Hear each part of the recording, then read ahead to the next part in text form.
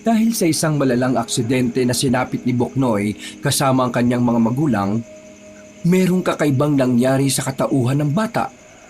Bigla na lamang itong naging seryoso. At ang mas nakapagtataka, bigla na lamang itong naging marunong manggamot. Hanggang sa kalaunan, tuluyan na ngang naging isang albularyo si Boknoy. Sa puder ng kanyang tiyuhin na si Paulo, mas lalo niya pang pinag-unlad ang kakayahan nitong maging manggagamot. Isang araw, nagulat na lamang si Paulo. Biglang nagkaroon ng interes si Boknoy sa mga aswang. Dumating sa puntong nakapatay na nga ito ng aswang gamit ang mga sandata na ang bata mismo ang gumawa. Dahil dito, nakarating sa pinuno ng mga aswang ang tungkol sa bata. Dito magsisimulang maging agresibo ang mga aswang at lagi na itong dumadalaw sa mga baryo. Dito na rin nagsimulang magkaroon ng samahan ng mga albularyo at manunugis. Sa kalagitnaan ng mga pangyayari, biglang magtataka ang bata. May mga naririnig siyang mga tinig. Yung pala, ang mga tinig pala na yon ay ang mga engkantong nakasapi sa katawan niya. Ang mga engkantong nagbigay sa kanya ng kapangyarihan. Pero magawa pa rin kaya ng mga engkanto na tulungan ng bata sa oras na makaharap na nito ang pinuno ng mga aswang? Gayong ang mga engkanto mismo alam nilang makapangyarihan ng makakalaban nila. Magawa nga kaya matalo ni Boknoy ang mga aswang kung bigla na lamang mawawala sa katauhan niya ang espiritu ng mga engkanto.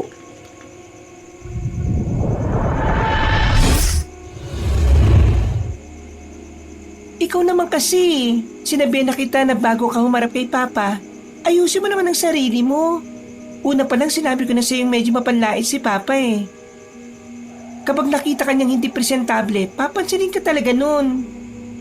Tapos, ngayon magagalit ka sa akin kasi ganun ang ginawa sa'yo. Ano bang ginawa mo para lang maging maayos kang tingnan? Wala. Mas inuna mo pa kasing bumili ng manok kaysa bumili ng magaganda at maayos na damit.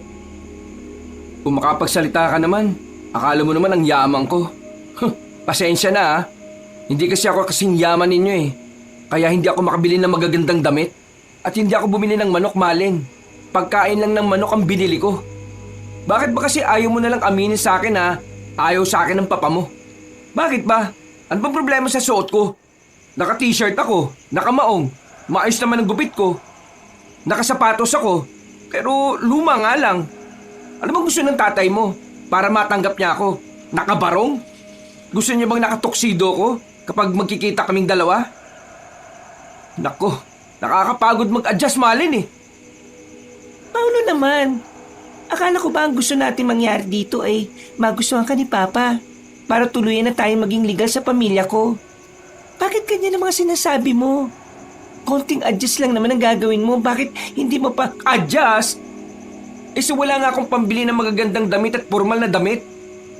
Alam mo naman kung magkano lang ang sinasahod ko sa bodega, di ba? Yung ibibili ko ng damit, ibibili ko na lang ng bigas. Hindi ko naman sinabi na bumili ka ng mamahaling damit.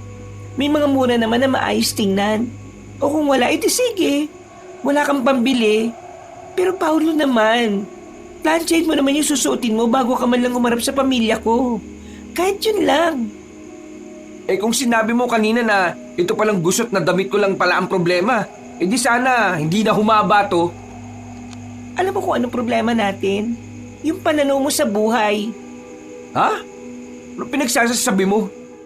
Kasi, nakukontento ka na lang kung anong meron ka ngayon. Sa tingin mo, mapapanatag si Papa na iwan nila ako sa'yo kung ganitong buhay ang nakaabang sa akin? Uy, bakit? Dahil ba mahirap lang ako? At kayo mayaman? Hindi kami mayaman. Pero may kaya kayo sa buhay. Kasi nagsisikap ang pamilya namin. At hindi kami nakukontento lang sa kung anong meron kami. Kasi alam naman natin na may ibubuga pa kami. Kung ano man ang meron kami dahil yun sa pagsisikap ng mga magulang ko. Kaya Paulo, gusto ko sana na ganun ka rin. Humanap ka ng mas magandang trabaho para pumayag sila na magsama tayo. Please naman oh. Ano bang hindi mo maintindihan? Itong trabaho ko lang na tong tumanggap sa akin. Dito lang ako pwede. Kasi yan ang iniisip mo. Kaya akala mo hanggang dyan ka lang. Anong Anong ginawa mo sa alok ng kuya mo na magtrabaho sa Maynila? Tinanggihan mo kasi malayo. Yun ang sabi mo. Kung tinanggap mo sana yon, maayos sana ang trabaho mo. Baka matuwa pa si Papa sa'yo. Paulo naman, mahal kita. Pero nakakapagod din intindi ng kalagayan mo. Hindi ko na alam kung paano ka pa ipagtatanggol sa pamilya ko eh. Kasi ikaw mismo, hindi ka nagsisikap na umunlad ka pa. Ay nako, kung sisermonan mo lang ako, mabuti pa umalis ka na. Ayoko nang makarinig ng mga salitang hindi naman makakatulong sa akin, no? Maghiwalay na tayo. Ayaw ko rin makasama ang isang tao na wala man lang matinong plano sa buhay. Mars ka nga, padalos-dalos ka naman eh. Padalos-dalos. Nung nakaraan ko pa ito pinag-iisipan. Natigil ang kanilang usapan nang biglang tumunog ang dipindot na cellphone ni Paulo. Agad namang sinagot ng binata ang tawag na yun.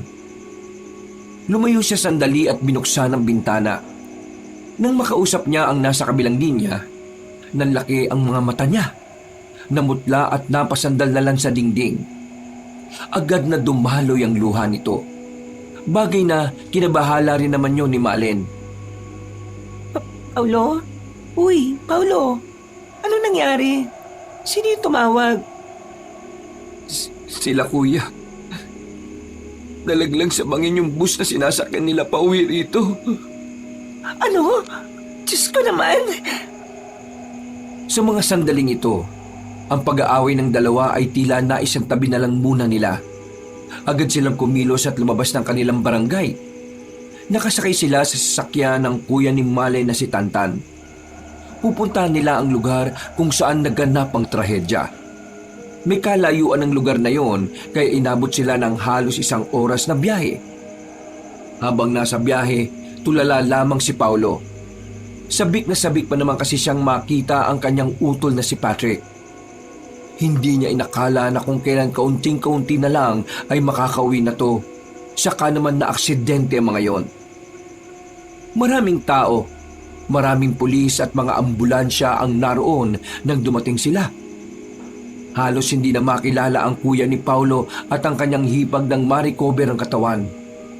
Kalunos-lunos ang sinapit ng mga yon. Kuya! Kuya! Ate Ses! Uy, kuya! Walang masabi ang binata sa mga sandaling yon. Umiyak lamang ng umiyak yon hanggang sa tuluyan na itong mapagod. Tulala at hindi na makausap si Paulo. Isa pa sa pinag-aalala ng utak nito ay ang batang si Buknoy. Hanggang sa mga sandaling yon kasi, hindi pa rin mahanap ang katawan ng bata. Paulo, kailangan na muna natin bumalik sa atin. Bibigyan na lang daw tayo ng update, sabi ni Hepe. Mamaya aalis na rin sila rito. At pagbabawalan na tayo makalapit dito kasi magsisimula ng investigasyon. Tumango lang si Paulo. Nauna na itong pumasok ng sasakyan. Hindi pa rin makapagsalita. Masyado itong nabigla sa mga nangyari. Nang makabalik na sila sa bahay, hindi na muna iniwan ni Malen ang lalaki. Kahit na meron silang hindi pagkakaunawaan, isinantabi na muna ni Malen ang bagay na yon. Kumain ka na muna, Paulo. Mas makakapag-isip ka ng maayos kung makakalaman din ang tiyan mo. Inilapag ni Malen ang isang mangkok ng noodles. Isinunod naman ito ang kanin. Yan lang ang nandyan sa drawer mo eh. Kaya yan lang ang naluto ko. Paulo, ipagdasal mo na lang na sana nakaligtas ang pamangkin mong si Buknoy. Maging matatag ka. Kailangan mo maging matatag para sa pamangkin mo, Paulo. Nangyayari bang lahat ng ito kasi wala akong kwenta? Kasi wala akong naitulong kay kuya noon. Kaya ako kinakarma. Huwag mo nga sabihin yan. Wala namang may tutulong kung sisisihin mo ang sarili mo. Aksidente ang nangyari, Paulo. Walang may gusto noon. Ang tangi mong magagawa ngayon ay ipagdasal na sana buhay si Buknoy. Huwag ka mag-alala. Sasamahan kita. Di ba hiniwalayan mo na ako? Kasi sabi mo lang kanina. Huwag mo na munang isipin ang bagay na yon. Ang isipin natin ay ang pamangkin mo. Tumango na lamang si Paulo, pero sa kaloob-looban nito, para na siyang dinudurog. Sobrang sakit para sa kanya na nangyari ang trahedyang yon. Ang tagal na kasi nilang napag-usapan ng kanyang kuya ang araw na sana ay makikita na sila. Pero dahil lang sa isang aksidente, ang usapan na yon ay mananatili na lang talagang usapan. Lumipas ang 1 linggo. Wala pa ring naging balita tungkol kay Buknoy. Ang sabi ng mga pulis, baka raw nakababa na bago pa ang aksidente. Pero isang malaking palaisipan pa rin para sa lahat. Dahil kung gano'n na nga ang nangyari, hindi sana sila mahihirapang hanapin ang bata dahil nasa paligid lang ito. Huwag ka mawalan ng pag-asa. Malakas ang kutob ko na buhay pa ang pamangkin mo. Kagagaling lang nila sa sementeryo ng mga sandaling yon. Nailibing na rin kasi ang kuya at hipag ni Paulo. Sana nga ligtas si Buknoy. Kasi mas lalong guguho ang mundo ko kung pati siya ay wala na rin. Pagdasal natin, pre. Nakikinig naman lagi ang Diyos eh. Huminto sa paglalakad si Paulo habang nasa bangketa sila. Nagtaka naman si Doming nang tumingin sa kanya ng masama ang kaibigan. Kung totoong may Diyos, hindi niya sana hinayaan mangyari ang trahedyang yon. Pre naman. Sumunod ka na lang sa akin sa bahay ah. Di ba sabi mo tutulungan mo ako maglinis? Oo naman. Tutulungan naman talaga kita, pre. Pero, nabalita mo na ba yung nangyari sa asawa ng nagtitinda ng tao sa Road 4? Hindi ako interesado. Inaswang daw kagabi. Buti na lang, nandun yung bena ng buntis. Kasi kung wala, baka wala na rin yung baby nila. Pwede ba, Doming? Wala akong panahon makinig ng mga kwentong aswang-aswang na yan. Pabayaan mo na lang ako mag-isa na maglinis sa bahay. Huwag ka nang sumunod. Uy! Sinusubukan ko lang namang ibay ng atensyon mo eh. Uy! Sandali! Nagmamadali nang makabalik ang binatang si Paulo sa bahay nila. Pagpasok niya roon, nakaramdam na naman ng lungkot si Paulo. Naalala na naman niya ang mga alaala ng kanyang kapatid nung magkasama pa silang nakatira doon.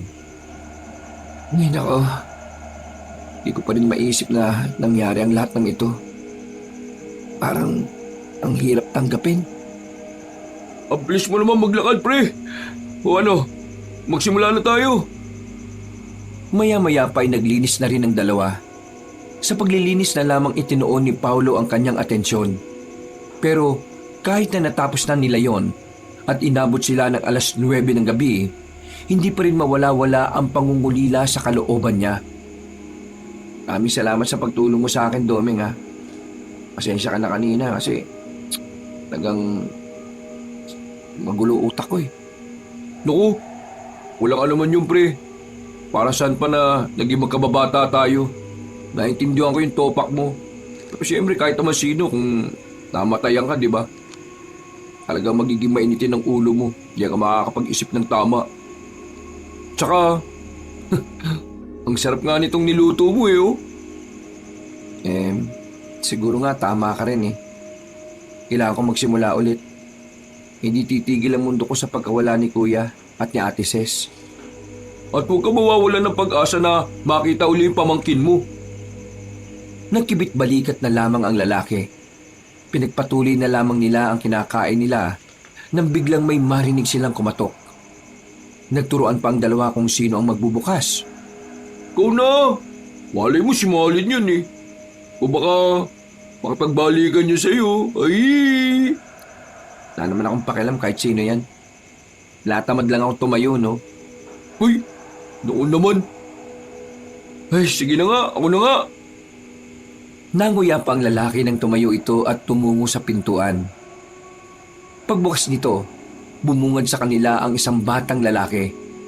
Napatayo agad si Paulo nang makita ang kanyang pamangkin. Lumapit siya. Tiningnan niya ang katawan kung meron itong galos. Pero kahit na isa, wala siyang nakita.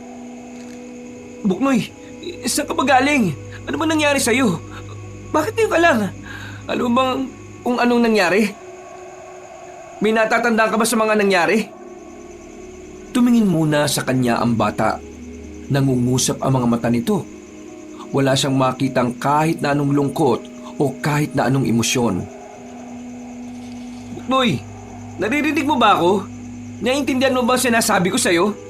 Uy pre, baka nagkatrauma yung pamangkin mo. Dalhin kaya natin siya sa doktor. Buknoy, nakikilala mo ba ako? Buknoy, magsalita ka naman oh. Nakita ko po si Mama at Papa. Duguan po sila. Hindi makapagsalita at pilit nila akong inaabot. Pero Nakatinginan si Paulo at Doming. Medyo kinilabutan sila sa sinabi ng bata. nawala na po sila. Tapos ako po, nawalan po ako ng malay. Pagising ko po, kasama ko na sila. Ha? Sinong sila ang sinasabi mo? Sila, yung mga taong itim. Pre, medyo nakakilabot ang pamangkin mo ah. Uwi muna ako ah. Uy, dito ka lang. Buknoy, pwede mo bang diretsahin sa akin kung sino yung mga sinasabi mo? Mga engkanto. Diyos ko, ano nga ba sinasabi ko pre? Naririnig mo ba sinasabi ng pamangkin mo?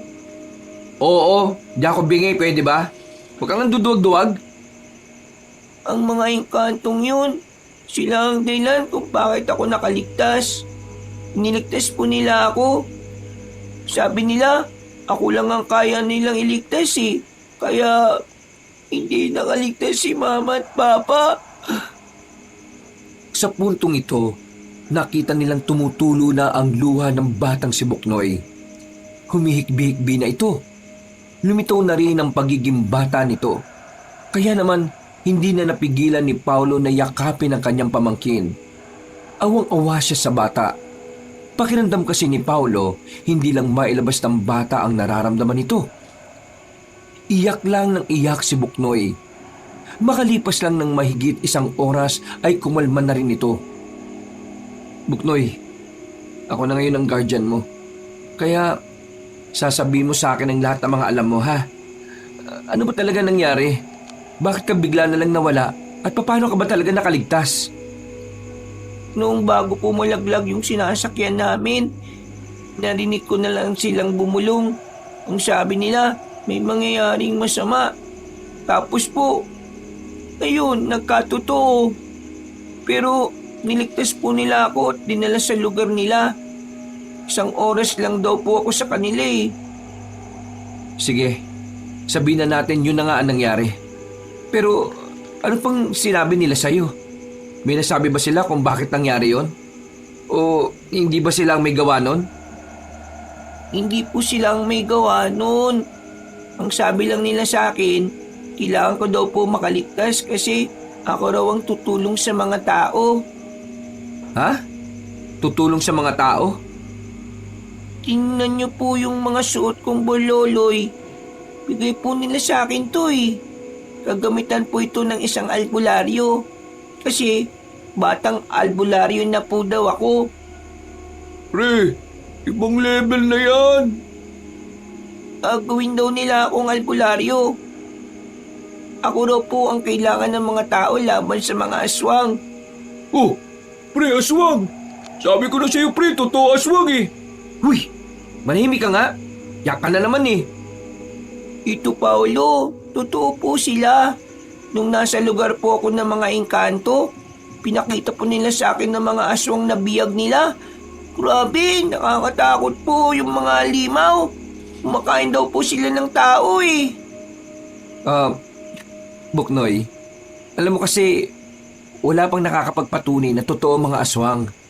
Haka-haka lang yun.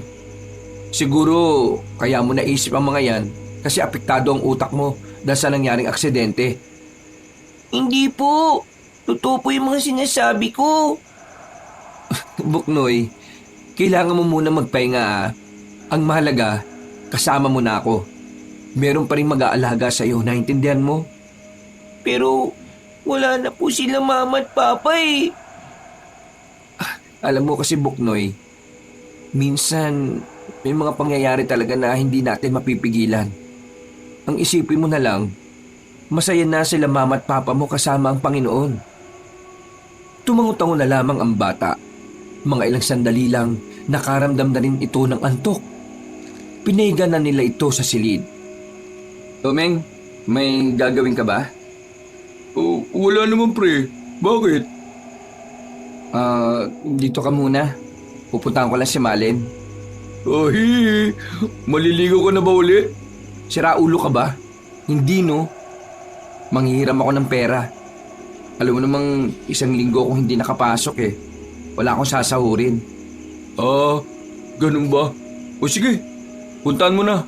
Ako na lang muna magbabantay sa pamangkin mo. Tinapik na ni Paulo ang kaibigan niya sa balikat. Lumabas na rin siya sa kanilang bahay at mag-isang naglakad. Habang tinatahak ang daan, bigla na lamang naalala ni Paulo ang pinagsasabi ng kanyang pamangkin. Sa hindi kasi malamang dahilan, tila ba nagkaroon siya ng interes kung bakit yun nagkaganon. At kung papaanong hindi yun nasugatan gayong malalim ang bangin na hinulugan nila. Napatigil ang lalaki nang makasalubong niya si Malin. Hindi siya nito pinansin kaya siya na mismo ang tumawag. Malin? Oh, bakit? Galit ka pa ba sa akin? Hindi naman. Marami nga palang salamat dun sa unang burol ha. Inasikaso mo ko. Ginawa ko yun kasi may pinagsamaan naman tayo kahit na papano. Tsaka, sorry nga pala sa mga nasabi ko nun. Bakit ka ba mabait ngayon? Nung nakaraan ikaw hindi namamansin. May kailangan ka ba? Ang totoo niyan eh, gusto ko sanang manghiram ng pera. 1 linggo kasi akong hindi nakapasok eh. Well, ano pa nga ba? Magkano ba? Ikaw nang bahala. Hindi naman kasi para sa akin yan eh, para kay Buknoy. Ha? Anong sinabi mo? Si Buknoy nakita mo na? Oo, kusa siyang umuwi, Malin. Alam mo ba, nagtataka nga rin ako eh. Wala siyang kahit na 1 galos. Tapos, may suot na siyang burloloy sa katawan. May kwintas, may pruselas. Tapos, mga singsing. At meron pa siyang suot na yari sa makapal na tela. Ang weirdo na ni Buknoy. Teka, paano hindi siya nagalusan eh? Di ba makakasama sila sa sasakyan noon? Ang sabi kasi ni Buknoy, niligtas daw siya ng mga engkanto. At yung engkanto raw na yon, tutulungan siyang maging albularyo para labanan ng mga aswang. Ha? Ano? Ikaw, Paolo, nagtitrip ka na naman Hindi nga. Totoo nga itong sinasabi ko. Kahit puntahan mo pa bukas ng umaga si Buknoy, ganun din ang sasabihin niya sa'yo. Tanungin mo pa si Doming.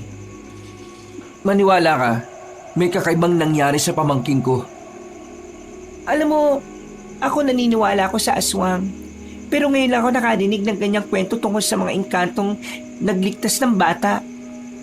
Kahit di naman ako nagtataka na rin. Hindi ko alam kung maniniwala ba ako o hindi. Pero kung titingnan mo ng maigi si Buknoy, mararamdaman mo talagang merong nagbago sa kanya Napaisip ang babaeng si Malin sa mga sinabi ni Paulo. Kaya kinabukasan, maagang-maaga pa lang ay nagulat si Paulo dahil naroon na ang dalaga. Oh, ang aga mo naman. 6:00 pa lang Wala ka bang gagawin sa inyo? Gusto ko malaman kung totoo bang sinasabi mo sa akin tungkol sa pamangkin mo. Baka mamaya niloloko mo lang ako. Kahit kailan hindi naman kita niloko, no? Muling ibalik ang tamis ng pag-ibig. Napalingon silang dalawa sa labas ng bakuran at nakita nila roon si Doming. May dalang pandesal. Oo, huwag na kayong magalit. May dala akong almusal. Hindi na ako nagdala ng peanut butter kasi ang sweet na rito Manahimik ka nga. Isa ka pa Malamang isa ako. Kailan ba ako naging 2? Doming, kwento mo nga rito kay Malin yung tungkol kay Buknoy. Ayaw niyang maniwala Magsasalita pa sana si Malin nang biglang lumabas ang batang si Buknoy. Kusot-kusot pa nito ang kanyang mga mata. Oh, Buknoy, nagugutom ka na ba? Pwede ka na kumain. May dalang almusal ang Tito Doming mo. Tito Paolo, napanaginipan ko po yung mga aswang. May masama po silang balak eh. Kaya po dapat maging albularyo na po talaga ako. Lalabanan ko po sila. Napatingin si Malin sa binatang si Paulo at sa punto pa lang na to, naniwala agad si Malin. Buknoy, pwede mamaya na natin pag-usapan yung mga ganyang bagay Sa ngayon, kailangan mo munang kumain.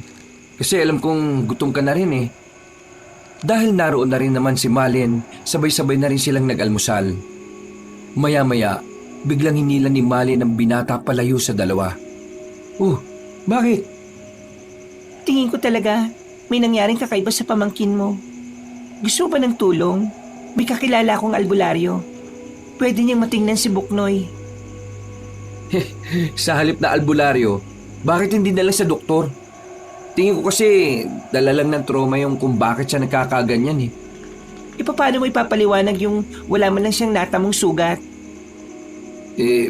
Safe ba yung albularyo na yan? Baka mamaya lalo lang lumala yung pamangkin ko. Oo. Kilalang albularyo to sa lugar nila. Wala ka bang tiwala sa akin? Ano ka ba? Palagi naman ako may tiwala sa iyo eh. Landi mo, tumigil ka nga. Pagkatapos nilang kumain, binihisan ni Paulo ang kanyang pamangkin.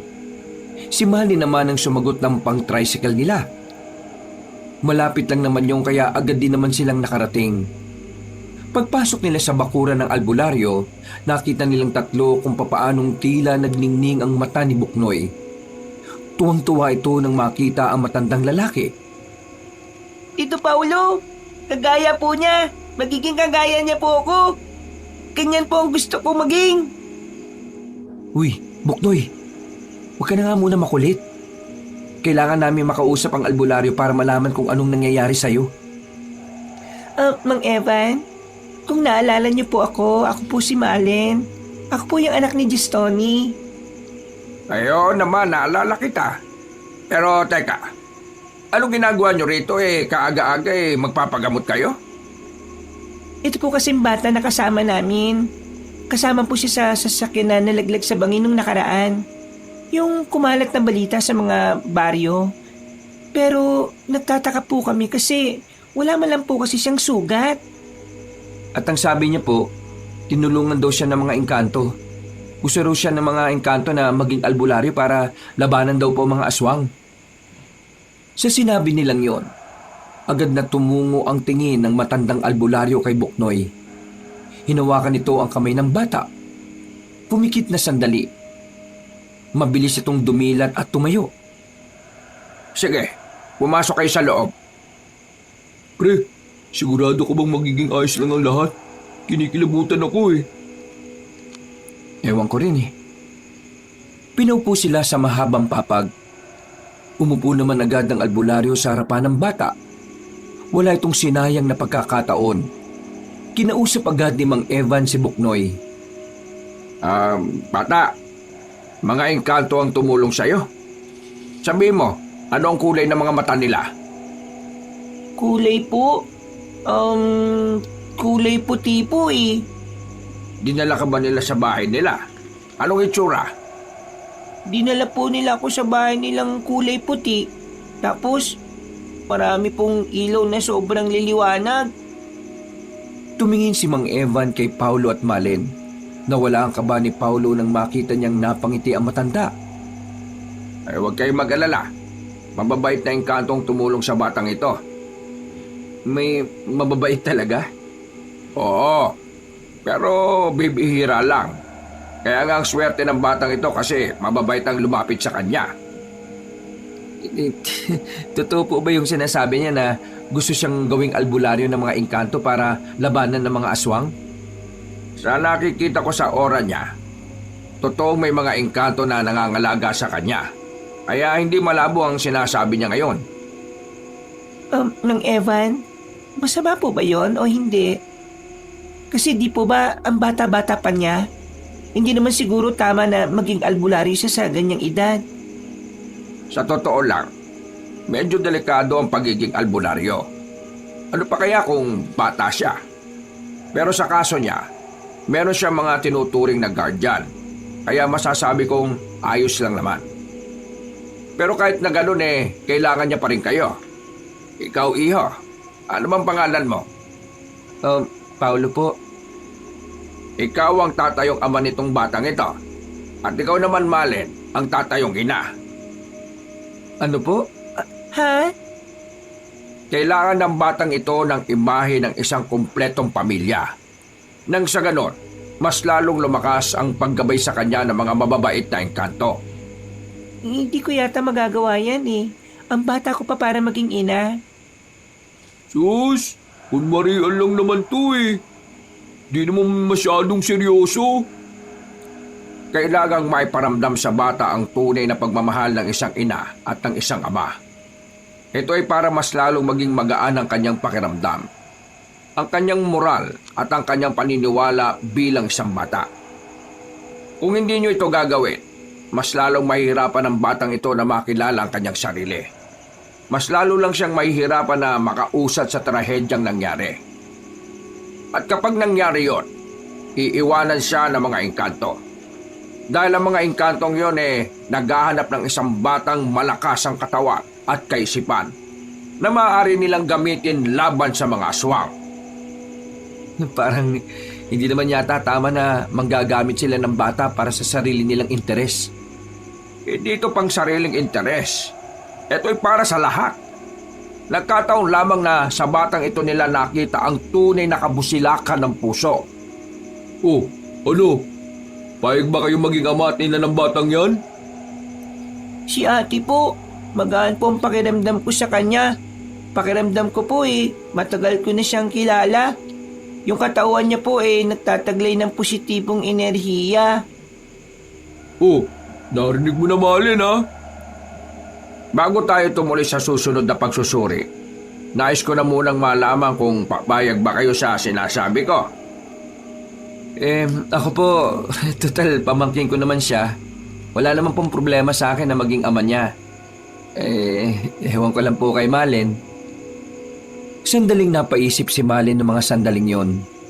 Pero lumambot ang kanyang puso nang bigla siyang hawakan ni Buknoy sa kamay. Bumuntong hininga ang dalaga at sa huli ay pumayag na lang din. Sige, papayag na ako. Pero sa isang kondisyon magpapakananay ako kay Butchoy, pero hindi ako magpapakaasawa sa isang to. Ay, wala namang problema sa bagay na yan. Ang mahalaga lang naman maramdaman ng bata ang pagmamahal ng isang ina at ng isang ama. Kung ayos na tayo sa bagay na ito, aalamin na natin kung ano ang gustong sabihin ng mga engkanto sa mga tao. Paano niyo po gagawin yan? Kasama po ba kayo sa bahay nila? Duming naman. Manahimik ka na nga muna.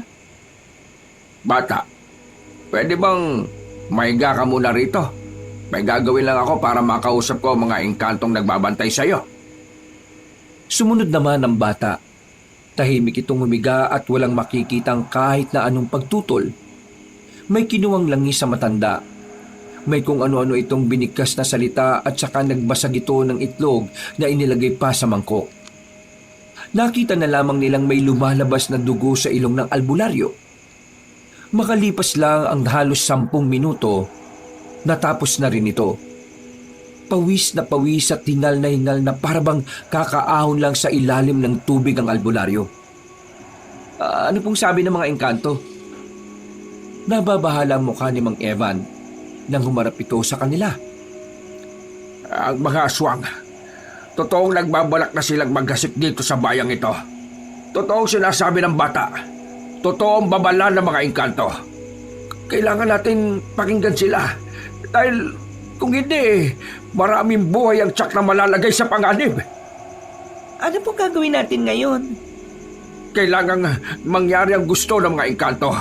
Kailangan maging albularyo o manunugis ng batang ito. Siya ang itinakda ng mga engkanto para lumaban sa mga aswang. Masyado pa pong batang pamangkin ko. Parang ang labo naman yata nun. Gagabayan siya ng mga engkanto. Hindi mo kailangan mabahala. Isa pa, narito rin ako para turuan siya ng kung ano man ang mga bagay na kailangan niyang malaman. Napakamot na lamang sa ulo ang lalaking si Paulo.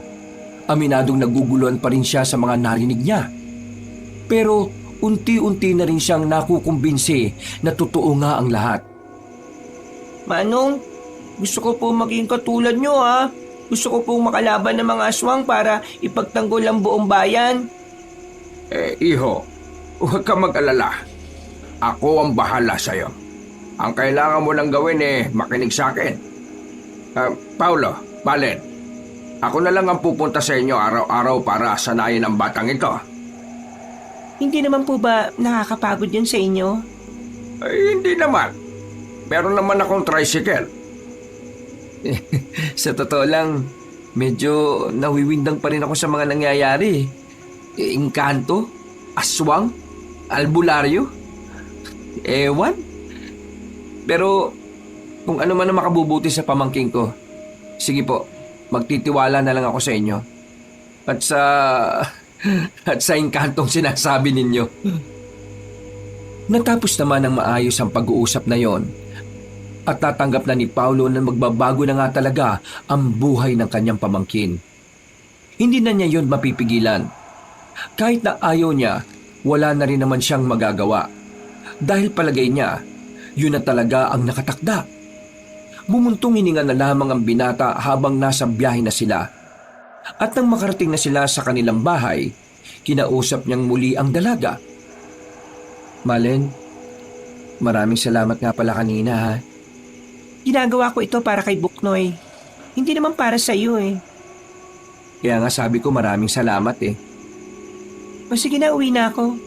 Sandali, Oh, bakit na naman? dito ka na rin ba titira? Ha? Anong sinasabi mo? Nababaliw ko na ba?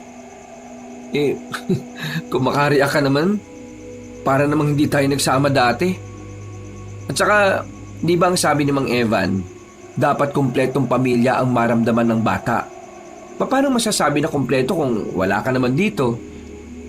Ikaw, Paulo, tigilan mo nga yung mga palusot mo Ikaw ang nagdala sa amin kay Mang Evan. At ngayon sinusunod ko lang ang sinasabi ng albularyo, gaganyan ka sa akin. Ay naku, ikaw na nga ang bahala.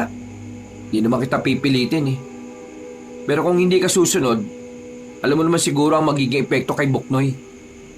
At nangungonsensya ka na ngayon. Nung nangungonsensya, sinasabihan lang kita.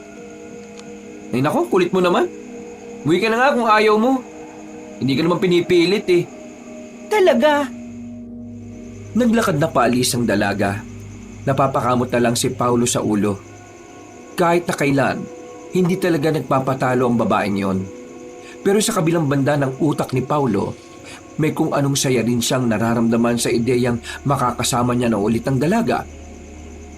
Uy, yung ngiti mo parang nanalo sa loto Baka umasa ka na naman Gagawin nyo ito para sa bata Hindi para sa kalandian at kakatihan ng katawan nyo Hoy, alam mo, hindi mo naman kailangang ipaalala Pero siyempre, hindi ko pa rin maiwasang hindi maging masaya.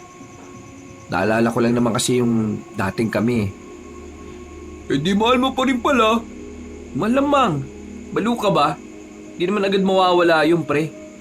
Halos magdadalawang linggo pa lang naman yung pagkakahiwalay namin Bakit ayaw mo kasing suyuin?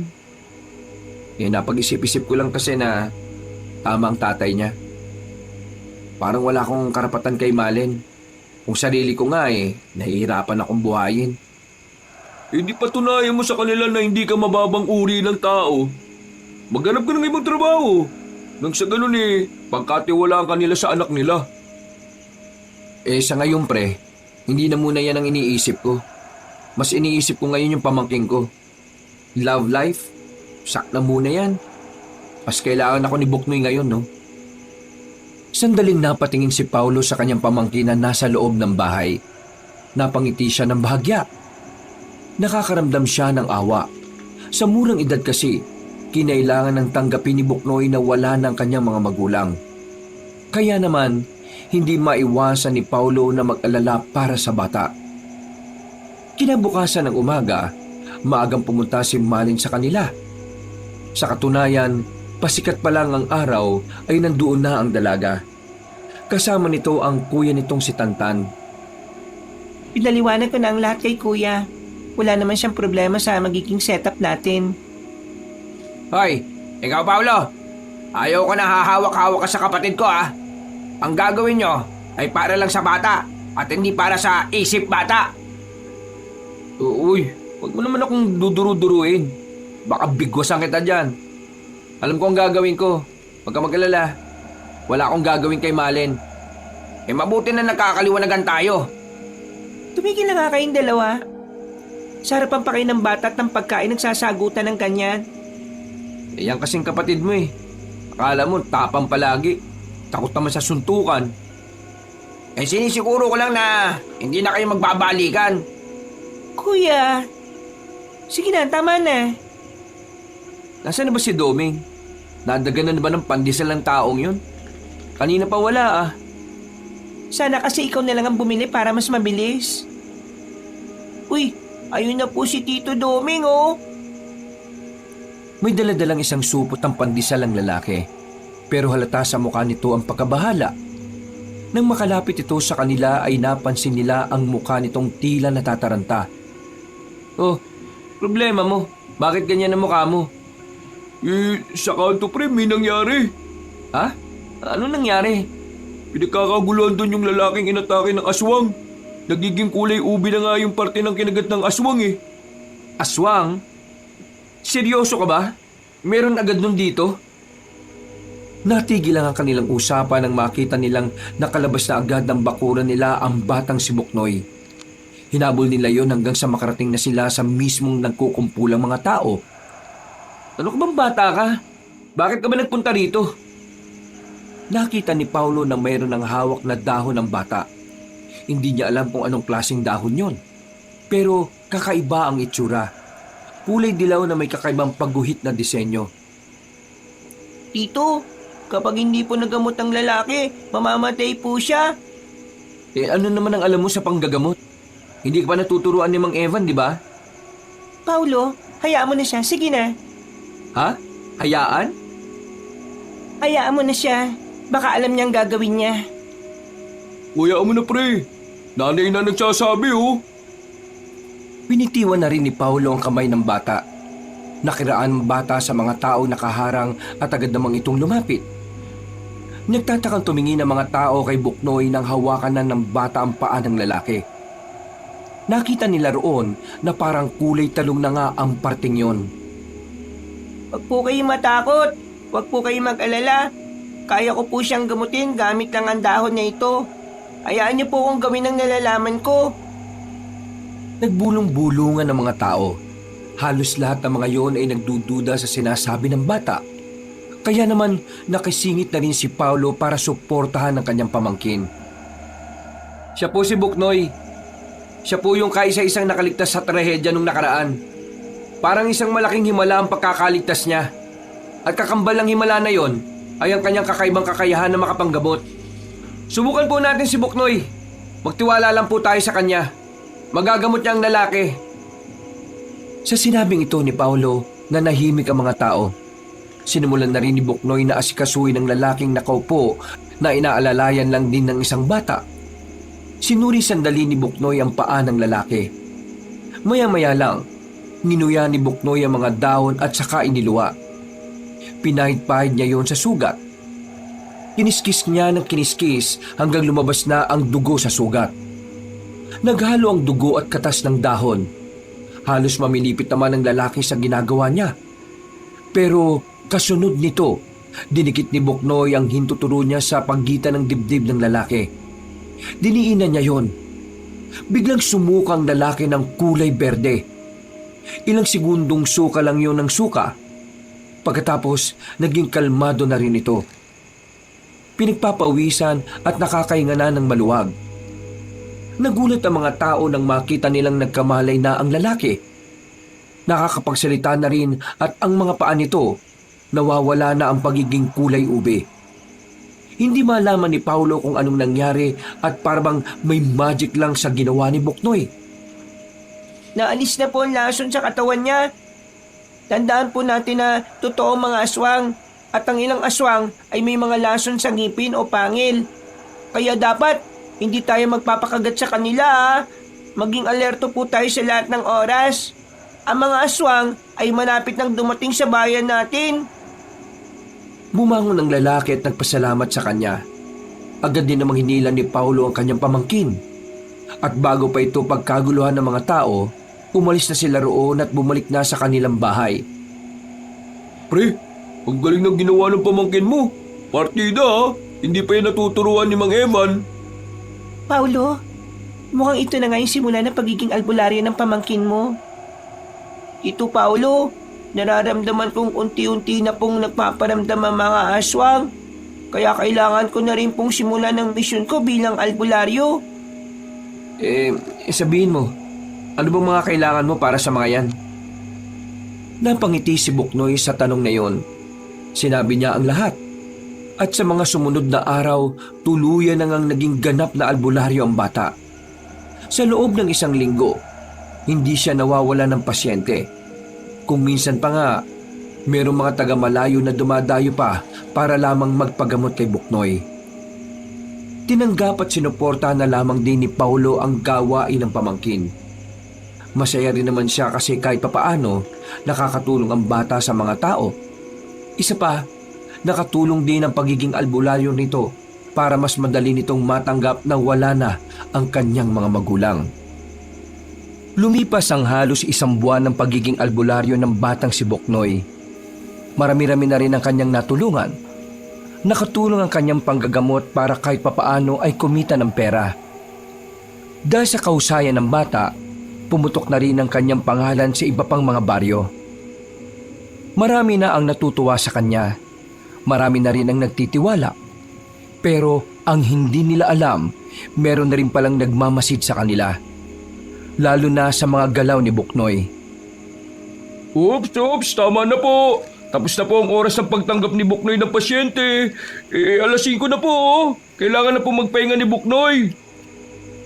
Dismayado ang mga tao nang palabasin na sila sa bakuran.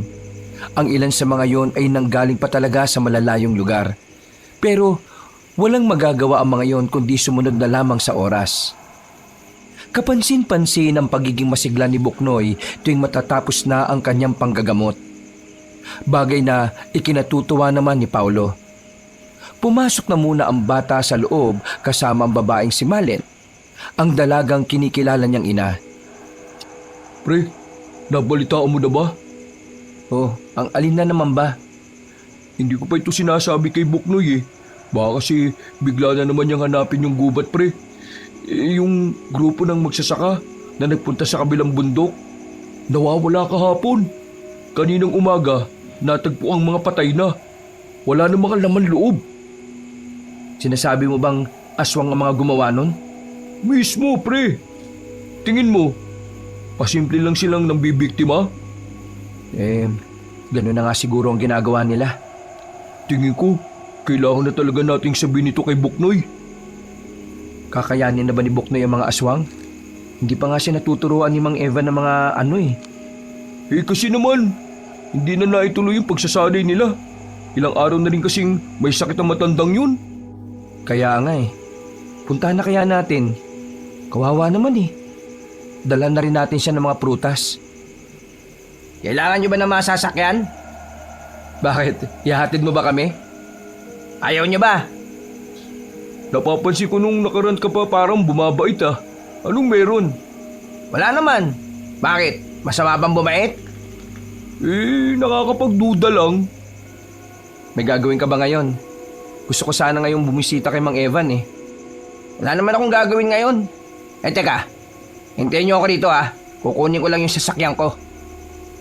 Mga ilang sandali lang ay dumating na rin si Tantan dala ang sasakyan. Nakahanda na rin ang 2 binata nang makita sila ni Malin na aalis. Lumapit ito kagad sa kanila. Oh, saan kayo pupunta? Dadalaw kami kay Mang Evan. Ilang araw na rin kasi siyang hindi nagpupunta rito Iiwan nyo kaming 2 rito ni Buknoy? Diyos ko naman, ayos ka lang. Saglit lang naman kami. Hindi, sasama kami. Isa pa po, gusto ko po makita si Mang Evan. Kung may sakit siya, kaya ko po siyang pagalingin. Oo na, sige na, sumama na kayo. Palitan mo na lang si Buknoy ng mas makapal na damit dahil baka lamigin yan mamaya sa biyahe. Sumakay na rin sila at saka agad na pumiyahe. Pagdating nila sa harapan ng bahay ni Mang Evan, naabutan nilang tila nakapatay ang ilaw sa loob ng bahay. Kinabahan na kagad si Paulo. Napansin din niya na parang nababahala ang kanyang pamangkin. Buknoy, anong nararamdaman mo? Mabigat po ang nararamdaman ko. Kailangan na po natin pumasok. Nagmamadali silang lumapit sa bahay. Nang mabuksan nila ang pintuan, kinapakapa ni Paulo ang pindutan ng ilaw. Nang magliwanag, nakita nila si Mang Evan na nakahiga sa papag. Putlang-putla ang buong katawan. Mang Evan! Hinawakan ni Buknoy ang palapulsuhan na matanda. Naramdaman ng bata ang kakaibang panlalamig ng balat nito kahit na meron pa itong pulso. Sobrang taas po ng lagnat niya. Pero kakaiba ito. Hindi ito pangkaraniwang lagnat dahil napakalamig ng katawan niya. Ano bang gagawin natin? Sa labas lang po kayo. Dalhin niyo itong mga ginawa kong pangontra. Bantayan niyo po ang paligid ha. Tito Paulo, inaaswang po si Mang Evan. Ha? Inaaswang? Teka, hindi naman buntis si Mang Evan ha. Hindi lang po mga buntis ang inaaswang, Tito. Lahat ay pwede. Pero sa kaso ni Mang Evan, inaaswang siya dahil gusto siyang mamatay ng mga aswang. Naglalagay sila ng kung ano-anong sakit. Mas pinalalala nila ang simpleng lagnat lang sana. Kailangan na natin magmadali, Tito. Lumabas na po kayo at magbantay kayo sa 4 na sulok ng bakuran. Huwag niyo pong bibitawan ng mga pangontrang yan, ha? Sinunod na lamang nila ang sinasabi ng bata. May tiwala naman si Paulo sa kanyang pamangkin. Sa dami naman na kasi ng napagaling nito, alam niya na hindi papalya si Buknoy sa panggagamot kay Mang Evan. Pre, kinakabahan na naman ako.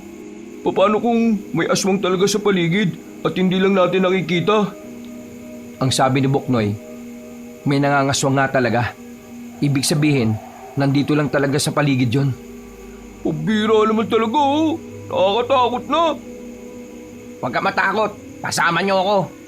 Bakit? Sino ka ba? Si Tantan. Baka mamaya mauna ka pa nga tumakbo sa amin eh. Pwede ba? Tigilan niyo na nga yung pag-uusap niyo. Wala namang kwentang pinagtatalunan niyo palagi. Nanahimik na lamang sila noong mga sandaling yon. Nasa halos kalahating oras din silang naghintay sa paglabas ng batang si Buknoy. Pawis na pawis ang bata. Napaupo na lamang ito sa harapan ng pintuan at agad naman silang lumapit doon. Buknoy, ano nangyari? Wala na po tayong dapat na ipag-alala. Nasa maayos na kalagayan na po si Mang Evan. Pero ano? Hindi po muna ako aalis dito ngayong gabi. Ha? Bakit naman? Ang mga aswang po, punteriyan nila si Mang Evan eh. Papatayin po nila si Mang Evan gamit ang itim na salamangkang nagpapalala ng sakit. Kung ganun dito na rin muna kami. Sasamahan ka namin dito. Tama ang tito mo. Kailangan may kasama ka dito. Naintindihan mo? Kung gusto niyo akong samahan, wala naman pong problema. Ang niisip ko lang naman po kayo eh. Dahil mamaya kapag malalim na ang gabi, malaki ang tsansa na magpakita ang mga aswang. Nagkatinginan silang apat. Aminado si Paulo na kinakabahan din siya sa mga sandaling yun. Pero hindi rin naman niya maaaring iwanan ang kanyang pamangkin. Nangako siya sa kanyang kuya at hipag na kahit na anong mangyari, hinding-hindi niya hahayaang mag-isa ang bata. Makalipas ang ilang sandali, nanatili naman sila sa loob ng bahay ni Mang Evan. Wala pa ring malay matandang albularyo. Habang si Buknoy naman, pinupunas-punasan pa rin ng maligamgam na tubig ang braso ng matanda. Lakasan niyo ang pakiramdam niyo. Baka mamaya nandyan na sa tabi-tabi yung mga aswang. Wala pa tayong kamalay-malay. Bumuntong hininga na lamang si Paulo. Nakasilip lang siya sa siwang ng bintana. Halos magdadalawang oras na niyang ginagawa yon. Wala pa ni isa sa kanila ang dinadalaw ng antok. Maya-maya pa ay lumapit na sa kanila si Malen. Ako na muna magbabantay. Doon ka na. Ako na, ikaw ang magpahinga. Kaya ko pa naman eh. Sigurado ka ba? Oo naman, no? Napangiti pa si Paulo at ganon din naman si Malen. Sa hindi malamang dahilan, nagtama ang kanilang mga mata. Para bang sandaling tumigil ang oras. Naramdaman ulit ni Paulo ang pakiramdam niya nung una silang nagkakilala ng dalaga. Pero nang mapagtanto na hiwalay na pala sila, agad namang itong nag-iwas ng tingin. Isang malalim na paghinga na lamang ang nagawa ni Paulo. Kahit na papaano, masaya na rin siya dahil nakakasama niya naman ang dalaga. Oh, ulala ka na naman dyan. Bakit? Akala mo ba nakalimutan ko na? Na isa ka sa nanlait sa itsura ko nung humarap ako sa papa ninyo? Eh, totoo naman kasing hindi ka naman talaga marunong pumorme eh. Bumalik ka na nga doon. Baka mabigwasan pa kita dito eh. Oh, ako na muna magbabantay dyan. Hindi pwede. Mahina pakiramdam mo. Di dalawa na lang tayo. Ewan ko sa'yo, bahala ka. Napapailing na lamang ang binatang si Paulo at hindi na inintindi pa ang lalaki. Makalipas ang halos 1 oras, nakakaramdam na rin ng antok si Paulo. Pero pilit niyang dinidilit ang kanyang mga mata. Nawala ang kanyang antok nang biglang makarinig siya ng mga kaluskos sa labas. Nang sulyapan naman niya si Buknoy, nakita niyang nakatingin din ito sa kanya, na parabang alam na nito na merong aswang na sa labas. Tantan, dito ka lang. Lumapit si Paulo kay Buknoy. Oh, anong hinahanap mo? Naghahanap ako ng sandata na pwede magamit. Buknoy, huwag mong sabihing lalabasin mo pa yung mga yon. Kailangan po, Tita Malin eh. Kailangan ko pong malaman kung ilan ang aswang na nakamasid sa atin. Kailangan ko po silang mapalis dahil sila ang nagpapalala ng sakit ni Mang Evan eh. Paulo, samahan mo siya. Ha? Bakit? Takot ka ba? Ako? Takot? Hindi ah. Tingin mo sa akin. Tara Buknoy, puntahan natin yung mga aswang na yan. Kumuha rin ng tubo ang binatang si Paulo. Si Buknoy naman, kinuha ang isang itak na nakasabit sa kusina. Tita Malin, pakibantayan po muna si Mang Evan ha. Tumango lang ang babae. Lumabas na rin ang magtsuhin. Nung una, wala naman silang nakikita sa paligid. Pero malakas ang pakiramdam ni Buknoy nung mga sandaling yon na nasa paligid lang ang mga aswang. Nakamasid at kumukuha lang ng tamang pagkakataon para isagawa ang masasama nilang plano. Buknoy, ano? Wala pa ba sila? Nandito na, Tito. Sinasagawa na nila ang orasyon para palalain ng sakit ni Mang Evan. Bumalik na tayo kay Mang Evan. Baka apoy na naman ang lagnat yun. Hindi po. Mas kailangan nating hanapin kung nasaan ang mga aswang. Kapag napatay ko na sila, hindi na sila gagawa ng ganun ulit. Ha? Papatayin mo? Huy, bata ka lang ha. Baka mapano ka. Tito, hindi na po ako bata lang. Nakakalimutan mo na bang isa na akong mahusay na albularyo? Ay nako, oo na. Kakalakad nila, nakalabas na sila ng bakuran. Sa bandang likuran ng bahay, meron silang narinig na mga mahihinang salita. Pinahinto ni Buknoy ang kanyang tsuhin. Marahan silang umupo at hinawi ang halaman. Kitang-kita ng dalawang mata ni Paulo ang mga nakaupong mga aswang. Nakabilog sa isang malaking gasera na may larawan ni Mang Evan. Nagulat na lamang ang binata nang biglang lumabas si Buknoy sa kanilang pinagtataguan. Lumapit ang bata sa mga aswang at walang pagdadalawang isip na hinataw yon ng itak. Napanganga na lamang si Paulo dahil sa nakikita niya. Si Buknoy, nilalabanan ng mga aswang na parabang nakikipaglaro lang ito. Mahusay, tila veterano na ang galawan ng bata. Magaling din itong umilag kaya kahit isa, hindi man lang nakatama ang mga yon. Halos 2 minuto lang, patay na agad ang mga aswang.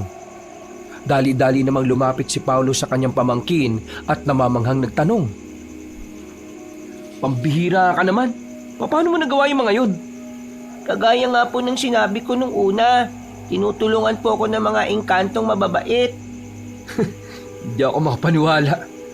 Sobrang galing mo para sa edad mo eh. Hindi ka na normal. Mamaya na po ang mga bagay na yan. Kailangan na po nating sunugin yung mga bangkay nila. Baka lumaki yung apoy. Kaya nga po tulungan nyo kong dalhin sila sa bakuran ni Mang Evan. Doon po walang mga tuyong daon na maaring magkalat ng apoy. Nagmamadaling bumalik ang dalawa sa bahay. Ginising ni Paulo si Doming. Binunutan niya pa ito ng balahibo sa ilong para lang tuluyan itong bumangon. Aray! Ano ba problema mo, Paulo? Buisit ka. Huwag kang maingay. Halika na. Tulungan mo kami. Ikaw rin, Tantan. Tulungan niyo kami ni Buknoy na dalhin sa bakuran ng bangkay ng mga aswang. Nagsalubong ang kilay nila nang marinig yon. Pero lumabas pa rin sila at tinungo ang mga bangkay. Kahit nandidiri, pinagtulungan nilang buhatin yon. Napagsama-sama na rin nila yon at saka sinilaban ni Buknoy ng apoy.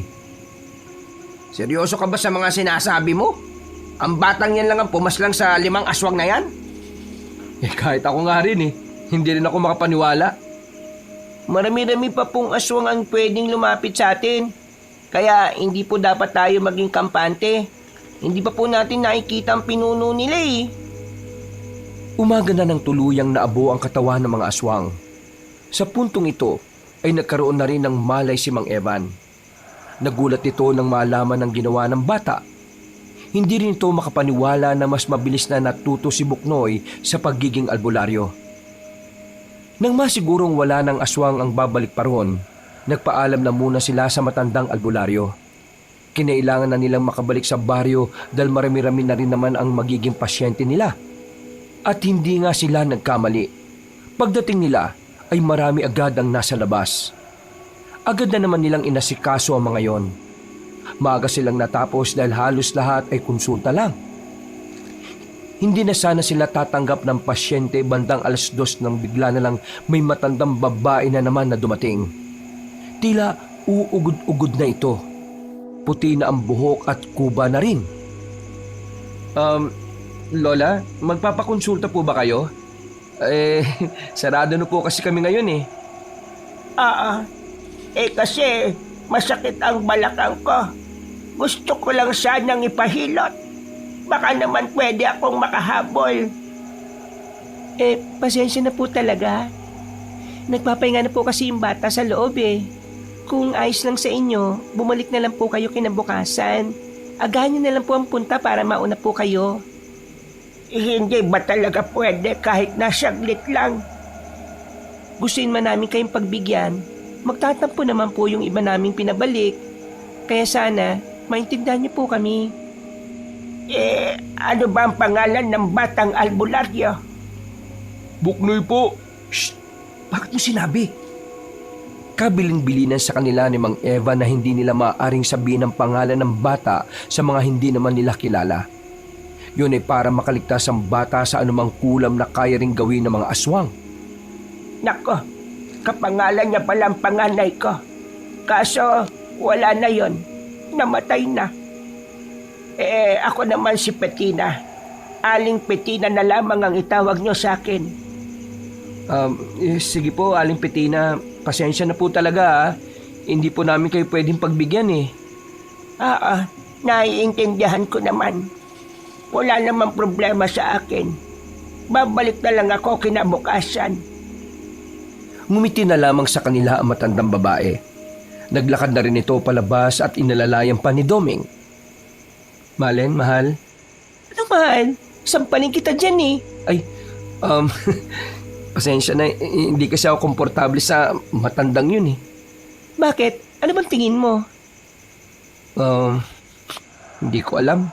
Parang may kakaiba sa kanya na hindi ko matukoy. Pero hindi naman siya mukhang aswang, di ba?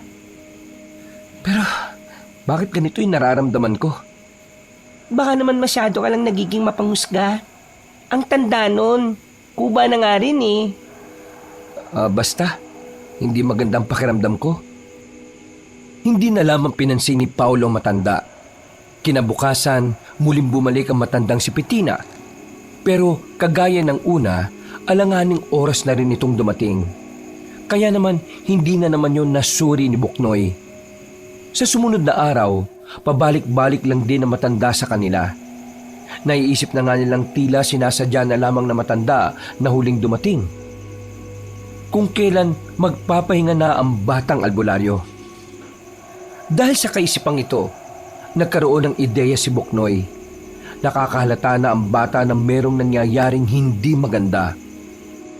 Isang gabi, napag-isipan nilang tanggapin na matanda. Basta, wag lang po kayong maingay na tinanggap namin kayo ha, kahit lagpas na sa oras. Hindi na pala ako magpapasuri.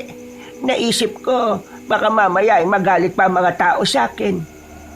Wala naman po magagalit kasi wala naman po makakaalam. Kung kailangan nyo pong masuri, dito na lang po kayo. Magbibis lang po si Buknoy. Nakita ni Paulo na parang hindi na komportable ang reaksyon na matanda. Parang nakaramdam na rin ito na may gusto ring mangyari sila Paulo. Maupo lang po kayo dyan. Susuriin po kayo ng batang albularyo kung ano kayo. Ang ibig kong sabihin kung anong nangyayari sa balakang ninyo. Nanatiling nakupo ang matanda sa gilid ng lamesa. Kitang-kita sa mukha nito na parang natataranta ito. Lalo pa itong kinabahan nang lumabas na sa bahay ang batang si Buknoy. Magandang gabi po. Nung nakaraan pa po pala kayo pabalik-balik. Ngayon po pagbibigyan na po kita. Nakangiti si Buknoy. Kumikilos lamang ito ng normal na parabang wala silang napag-usapang plano. Noong mga sandaling yon, nakakatinginan si Paulo at Malen.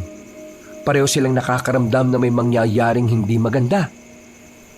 Ano po masakit sa inyo, Lola? Pwede ko po bang hawakan? Ay, hindi. Wag na. Masakit Saan po ang masakit? Dito po ba? Hinawakan ni Buknoy ang kamay ng ale. Nanlaki ang kanyang mga mata nang makitang maigpit ng pagkakahawak ni Buknoy. Nakita rin nila nung sumama ang tingin na matanda sa bata. Alam ko na po kung sino ka, Aling Pitina. Isa kang espiya mula sa kampo ng mga aswang. Akmang tatayo sana matanda ng hawakan nito ng bata sa balikat. Pinisil ni Buknoy ng malakas ang balikat ni Aling Pitina. Dahilan para manatili na lamang itong nakaupo. Kung nandito ka para kumuha ng impormasyon sa araw-araw kong ginagawa, pasensya na po. Pero eto na po ang huling beses na gagawin niyo po yan. Ano bang sinasabi mo? Gusto ko lang namang ipasuri itong balakang ko. Huwag na po kayo magsinungaling. Amoy na amoy ko po kayo. Isa ka pong aswang. Masyado mo yata minamalit ang kakayahan ng pamangking ko ha. Kaya hindi mo alam na kaya niya matukoy kagad kung aswang ang kaharap niya. Aswang ako. Ano naman ngayon? Bakit? Kakayanin niyo ba akong paslangin ngayon? Agad na inihagis ni Doming at Tanta ng malaking lambat sa matanda. Nagsusumigaw ito nang hindi na ito makatakas sa lambat. Isa po akong albularyo na pinangangalagaan ng mga engkanto. Sinabi ko po sa inyo dahil ayaw ko po kayong pahirapan. Pakawalan niyo ako dito! Pakawalan niyo ako! Pakakawalan ka namin kung ituturo mo sa amin kung sinong pinuno ng mga aswang at kung saan siya matatagpuan. Kahit na anong gawin ninyo, wala akong sasabihin. Di sige, wala ka palang sasabihin ha. Tingnan natin kung magustuhan mong lumiyab. Sandali. Huwag niyo ako sunugin. Ano, magsasalita ka na ba? Hindi. Abat sinaulo naman pala yan Tapusin na yan. Wag, may gagawin ako sa kanya. Itinali nila ang matandang babae sa puno ng bayabas na nasa gilid ng kanilang bakuran. Sigaw pa rin ang sigaw ang matanda. Humingi ito ng tulong pero hindi ito pinakikinggan ng mga kalugar nila. Sa halip, galit na galit pa ang mga tao sa matanda. Pinaalam na kasi nila na ang matandang yun ay isang aswang. Mga kababayan, kumalma lang kayo. Kailangan pa natin siya ng buhay. Malakas ang kutob namin na meron siyang nalalaman. Mga ilang sandali lang ay nakabalik na rin ang batang si Buknoy. May daladala na itong buntot ng pagi. Hindi malaman ni Paulo kung saan iyon nakuha ng bata. Nang ihato ito ng bata sa hangin, Lumika ito ng nakakairitang tunog para kay Aling Petina. Wag! Ayoko dyan! Maawa kayo sa akin! Matanda na ako! Kung ituturo mo sa amin kung nasaan ang mga kasama mo, hindi ko na itutuloy ang parusa mong ito. Wala akong nalalaman. Nandito lang ako kasi gusto kong malaman kung talagang bang albularyo ka o hindi. Kasi ngayon lang ako nakakita ng batang albularyo na kagaya mo. Hindi mo ako maluloko. Bumubulong sa akin ang mga gumagabi sa aking engkanto at sinasabi nilang ikaw ay may masamang balak. Isa kang espiya. Kapag hindi mo sinabi sa amin kung saan ang kuta ng mga kapwa mo aswang, matitikman mo nga gupit nito. Naghiyawan na ang mga tao. Tila nakikisabay pa ang mga yong para udyukan na si Buknoy na latiguhin ng matanda. Kahit nalatayan mo ako ng marami, wala kang mapapala sa akin. Kung ganun, wala po akong magagawa kundi gawin ito. Nilatigo ni Buknoy ang matandang aswang. Nang lumatay ang buntot ng pagi sa braso ng matanda, mangisay-ngisay ito sa sobrang hapdi. Umuuga-uga na rin ang puno ng bayabas sa sobrang pagpupumiglas nito. Umamin ka na po. Ayaw ko rin po ng ginagawa ko kasi matanda na po kayo eh. Huwag mo akong lokohin, bata ka. Hindi ka maaawa sa akin dahil aswang ako. Buti naman po, alam nyo. Ilang beses pang nilatigo ng bata matandang yon, pero ayaw talaga nitong magsalita. Dumating na nga rin ang puntong tila hindi na gumagalaw si Aling Petina. Nanahimik ang lahat, nakakatinginan at nakakabulong-bulungan. Sigurado ba kayong aswang yan? Baka mamaya nagkakamali lang tayo, naku. Hindi ako pwede magkamali, Tita Malin. Mga ilang sandali lang, nakita nilang muling gumalaw ang matanda. Tumatawa-tawa ito na parabang hindi nararamdaman ang sakit ng bawat latigo. Pinapahanga nyo akong mga tao kayo. Akala nyo siguro madali lang ako mamamatay? Pwes, gusto ko lang namang malaman ninyo na ako ang aswang ng pinuno ng mga aswang. Kaya kung iniisip nyong mapapatay nyo ako ng ganito lang, nakakamali kayo! Unti-unting nagbago ang anyo ng matanda. Dahil dito, naalarma na ang mga tao. Magsialis na kayo lahat! Tantan, ikaw na bahala kay Malin. Ako, anong gagawin ko? Sumama ka sa amin ni Buknoy. Pambira naman talaga oh. Nang magpalit na ng anyo ang matandang babae, agad nitong nasira ang nakataling lubid. Tumayo ito na parang wala man lang nangyari. Tila hindi na nito nararamdaman ang mga latay nito sa katawan. Pinahanga mo ko, bata. Kaya ngayon, gusto kong masubukan kung gaano ka nga kamahal na mga engkantong sinasabi mo. Dumistansya na si Buknoy. Hinugot na nito ang itak na nasa tagiliran. Buknoy, ano, kaya ba? Hindi ko po alam, pero susubukan ko. Anong gagawin namin ni Domeng? Protektahan niyo lang po si Tita Malin. Hindi nagtagal, gumapang ng mabilis sa matandang si Petina. Agad itong lumundag palapit sa bata. Nahawakan ito si Buknoy sa damit. Nagulat ito nang humataw ang hawak nitong itak sa tagiliran. Nanlaki at nanlilisik ang mga mata ng matanda. Gigil na gigil. Hindi nito matanggap na isang bata lamang ang makakadali sa kanya. Hindi po kita uurungan, Ale. Kaya umanda rin po kayo. Ipakita mo sa akin kung gaano kakagaling, bata! Muling umatake ang matandang aswang. Pero sa pagkakataong ito ay mabilis at sunod-sunod na pagkalmot na ang ginagawa nito. Nang makalingat ang bata sa gilid, dito na siya tinamaan ng kalmot sa hita. Pero kahit na ganoon, hindi man lang nagpatinag si Buknoy. Buknoy! Buwisit kang aswang ka! Nagmamadaling tumakbo si Paulo palapit sa matanda. Gamit ang tubo na nadampot lang sa gilid, pinaghahampas niya yun. Ilang beses niya namang tinamaan ang matanda sa muka. Pero kalaunan, nahawakan lang din ni Aling Petina ang kamay niya. Hindi ka naman kasali sa laban, bakit ka nakikiapal? Hinila siya ng matanda.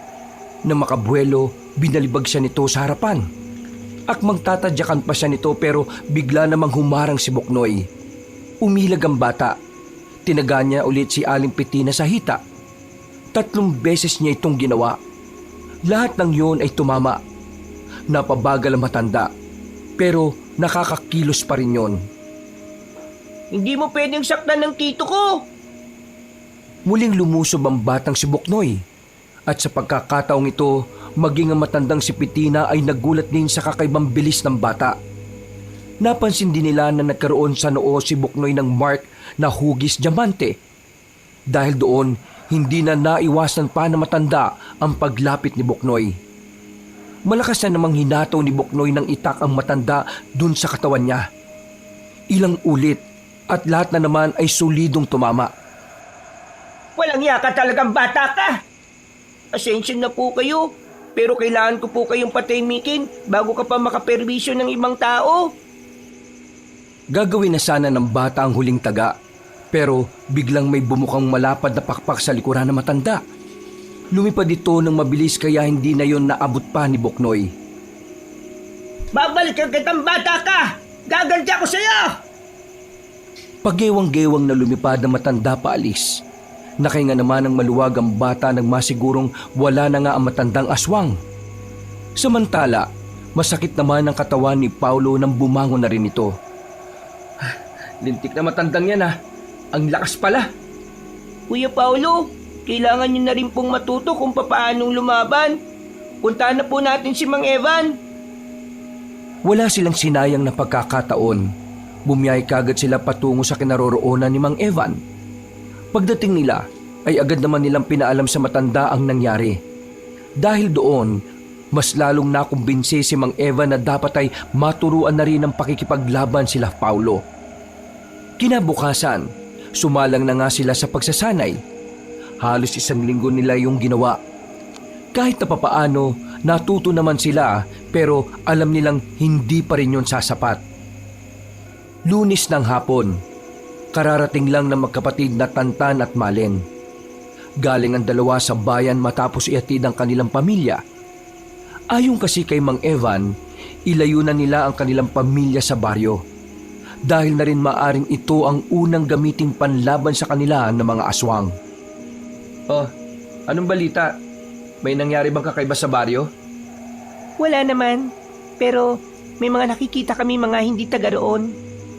May mga bagong muka, palakad-lakad, wala namang pinupuntahan.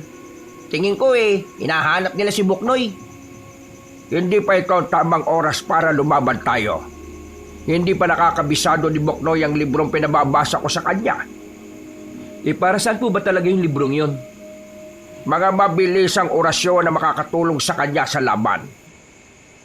Maya-maya pa, narinig na lamang nilang may bumagsak sa loob ng bahay ni Mang Evan. Dali-dali naman silang tumungo roon. Uy, ano yung bumagsak na yun? Tara, tingnan natin. Nadatnan nila si Buknoy na nakahiga sa sahig. Wala ng malay at hawak pa rin ang libro. Buknoy! Natatarantang nilapitan ni Paulo ang kanyang pamangkin.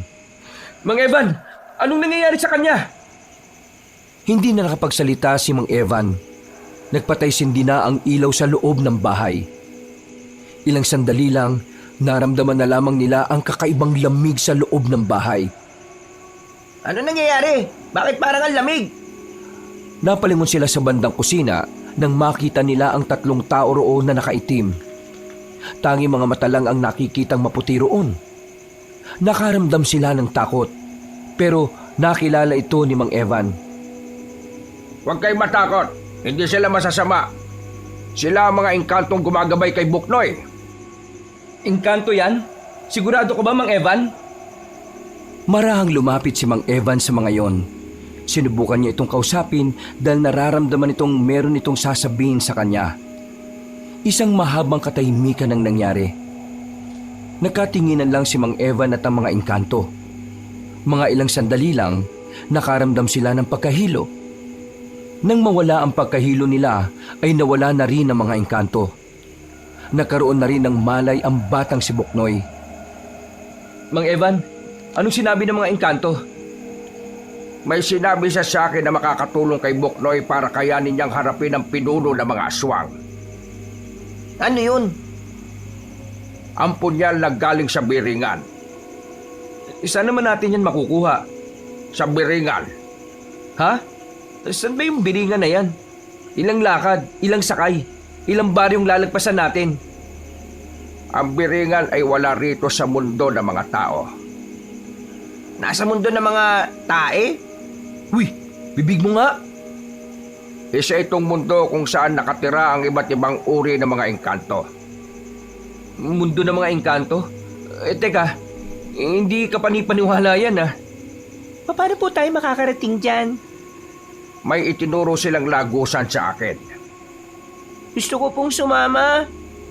Hindi pwede. Isa sa mga dahilan kung bakit ako ang kinausap ng mga engkanto dahil hindi kakayanin ng katawan mo ang mundo nila. Pero nakarating na po ako sa tahanan nila eh. Ang narating mo ay hindi naman biringan. Buknoy, makinig ka na lang sa kanya. Dito na lang tayo. Paulo, ikaw ang kasama ko. At ikaw, Domeng. Ano? Bakit naman kami? Dahil gusto ko.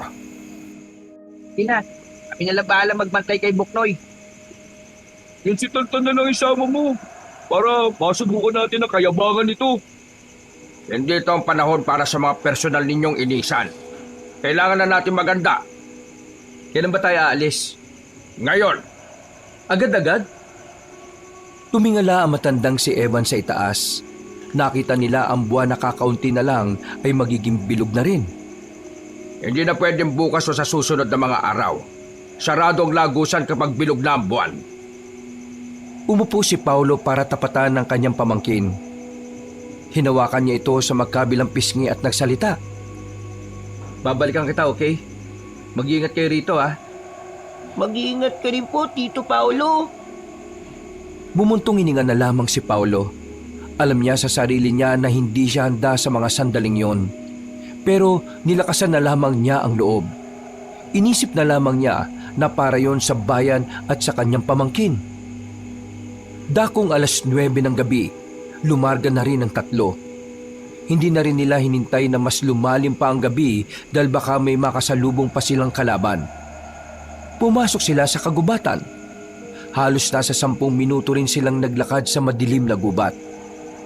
Maya-maya lang, natanaw na rin nila ang isang ilog. Kalmado ang tubig, kahit na binabagsakan ito ng tubig mula sa talon. Narito na tayo. Binigan na ba to? Hindi. Nandito pa lang tayo sa lagusan. Saan ang lagusan? Wala naman ako nakikita. Diyan, sa tubig na yan. Seryoso? Saan nga dyan? Wala akong makita. Puro tubig eh. Nasa ilalim yan. Kailangan nating tumalon dyan. Hindi ako marunong lumangoy eh. Pambira naman oh. Di sana sinabi mo kanina para nahiram ko yung salbabida ni Aling Menchi. Ako, marunong ako lumangoy. Pero mukha naman kasing malamig yan eh. Ay naku, ang dami nyo namang arte ha. Tinulak sila ni Mang Evan. Wala na silang nagawa nang bumagsak na sila sa tubig. Sumunod naman din sa kanila agad ang matandang lalaki. Malulunod na ang lalaking si Paulo noong mga sandaling yun. Tinulungan naman siya ni Domeng. Pero sa hindi malamang dahilan, may naramdaman sila sa ilalim. Tila ba hinihila sila? Hanggang sa hindi na nila namalayan na naipasok na pala sila sa isang parang kuweba sa ilalim ng ilog. Nawalan sila ng malay. Nagising na lamang sila na nasa gilid sila ng ilog. Nilibot nila ang kanilang tingin sa buong paligid. Kakaiba ang lugar. Matataas ang mga puno pero kulay pula ang mga dahon nito. Maririnig din ang mga huni ng hayop. At ang mas nakakamangha pa, meron silang natatanaw na matataas na gusali. Malayo yun mula sa gubat na kinalalagyan nila, pero tanaw nila ang liwanag. Nandito na tayo. Nasa biringan na tayo. Ito palang biringan? Parang paraiso ah. Ang ganda rito! Huwag niyong purihin ang lugar o mundong ito. Nakakapang-akit sa masasamang elementong papuri kaya baka matipuan kayo. Kapag nagkataon mahihirapan pa tayong makabalik. Naglakad na ang matanda at sumunod naman ang 2 binata. Madilim ang dinaraanan nila. Pero sa hindi malamang dahilan, napakagaan ng kanilang kalooban. Saan ba natin makukuha yung punyal, Mang Evan? Ang sabi sa akin ng mga engkanto, kailangan nating mahanap ang kuweba na hugis tatsulok ang bunganga. Tatsulok ang hugis ng bunganga ng kuweba? May ganun ba? Mang Evan, ganun ba talaga kalakas ang pinuno ng mga aswang para kailangan pa natin pumunta rito? Hindi maalarma ang mga engkanto kung alam nilang kakayanin ni Buknoy ang pinuno ng mga aswang. Kaya nga dapat makuha natin ang punyal. Ito lang ang paraan para mapigilan natin ang binabalak ng mga aswang. Isang malalim na paghinga na lamang ang nagawa ng binatang si Paulo. Naninibagong binata sa lahat ng nangyayari. Nasanay kasi siya noon na trabaho lang ang inaatupag niya. Hindi inaasahan na mas magiging kapanapanabik ang buhay niya ngayon. Ganun pa man, nakakaramdam pa rin naman siya ng pagkabahala. Nangako kasi siya sa kanyang kuya at hipag na kahit na anong mangyari, hindi niya hahayaang masaktan si Buknoy. Pero sa kalagayan nila ngayon, alam niyang anumang oras ay pwedeng mapahamak ang bata. Pero wala siyang magagawa para pigilan ito. Dahil tadhana na mismo ang naglagay sa bata sa sitwasyon na yon. Mag-isang oras na tayo naglalakad, pero wala pa tayo nakikita kahit na anong kuweba. Tapos, tatsulok pa yung bunganga. Diyos ko naman oh. Napapailing na lamang din si Paulo. Napapagod na rin kasi siya sa kakalakad. Malaki pa ang gubat at kung lilibutin nila yon, baka abutin sila ng siyam-siyam.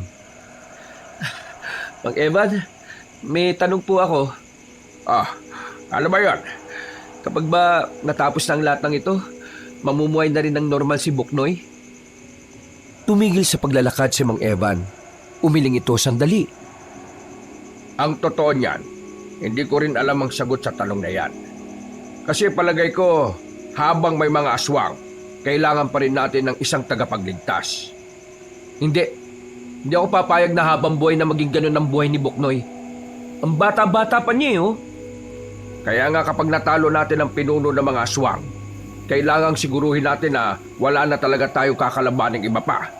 Nang sa ganun pakawalan na rin siya ng mga engkanto. Ang gara talaga. Ngayon lang talaga ako nakakita ng mga engkanto na concern sa mga tao.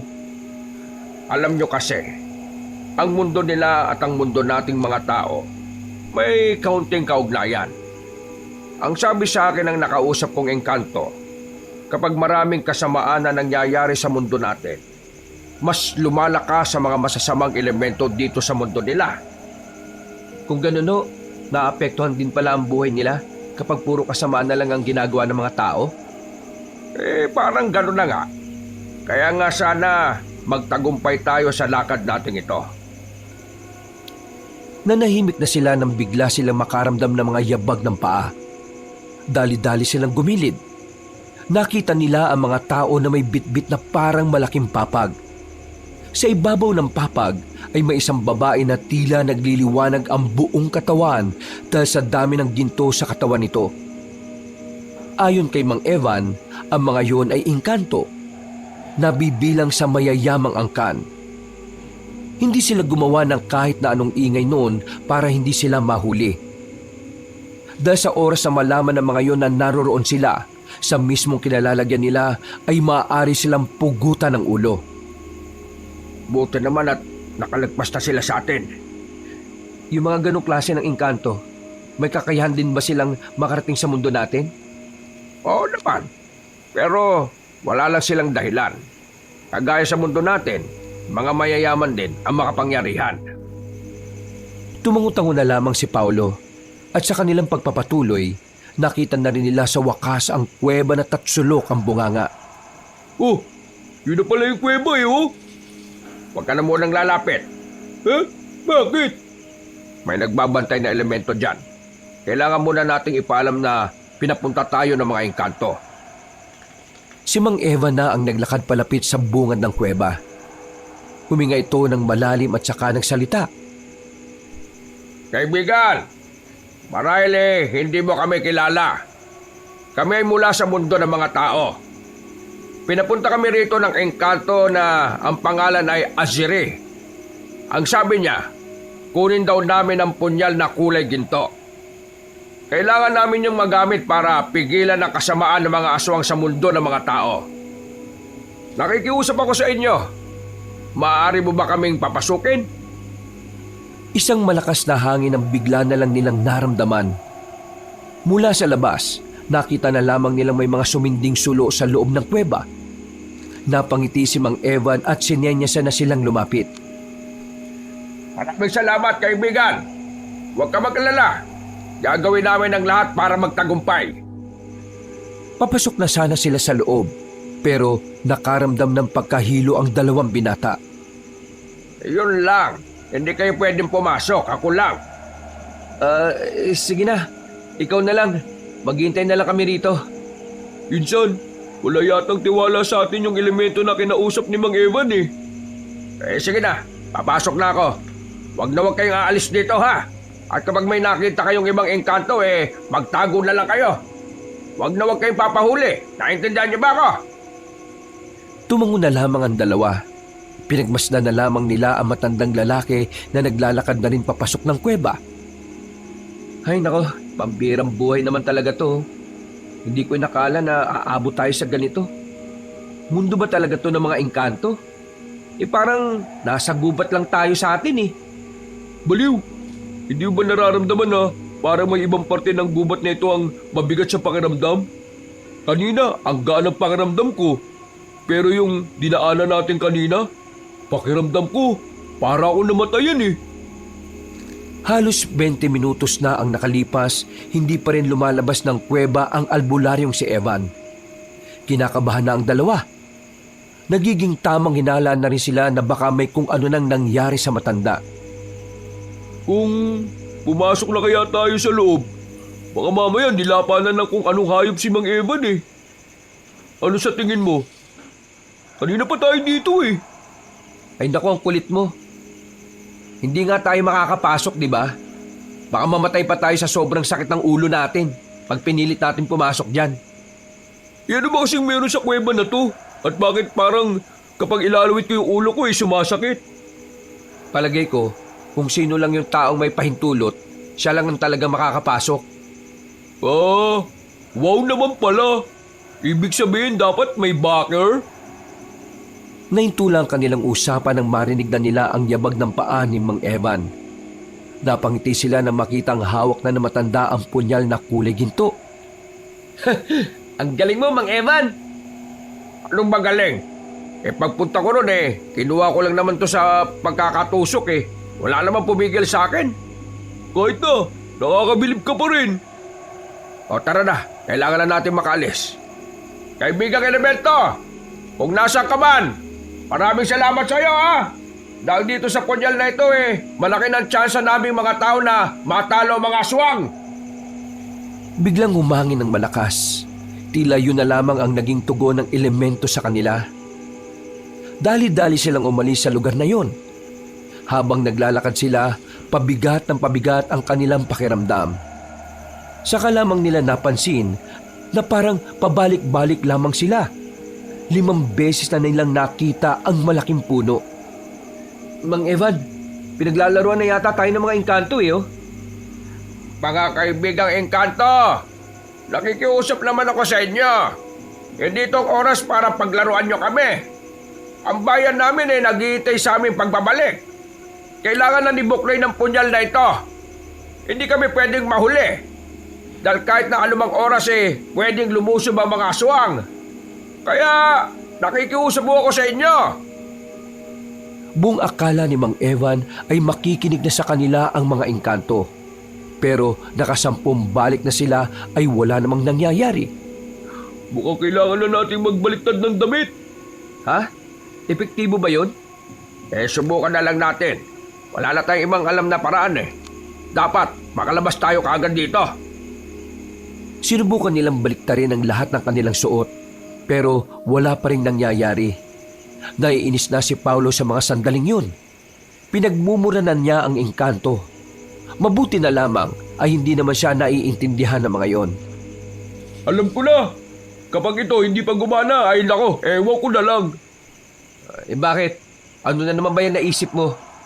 Kung ayaw gumana ng pagbabaliktad ng suot, baka gumana kapag nagpalit-palit tayo ng suot. Ha? Sira ba utak mo? Tama si Domeng. Naalala ko ng mga binata pa kami ng mga kaibigan ko. Ganon ang ginawa namin. Ayun, nakalabas naman kami ng kagubatan.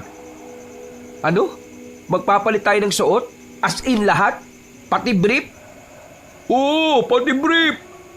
Ew! Kadiri ka naman. Mamaya nagtututong pa yung brief mo. Kung ayaw mo makasama sa amin na makalabas dito, di kami na lang ni Mang Evan. Tara Mang Evan, magpalitan na tayo ng brief. Una. Makikipagpalit na. Nakakainis naman tong buhay na to. O ganito ang gagawin natin. Yung brief ni Mang Evan, sa'yo. Yung brief mo naman, sa akin. Tapos yung sa akin, kay Mang Evan. Mang Evan, maayos ba yung brief mo? Maayos naman kaso maluwag. Mala bacon na itong garter nito. Ay sus, pambira. Baka malaglag pa sa akin yan Huwag ka na nga magreklamo. Wala na tayong oras, no? Kanya-kanya na silang hubad ng mga suot nila.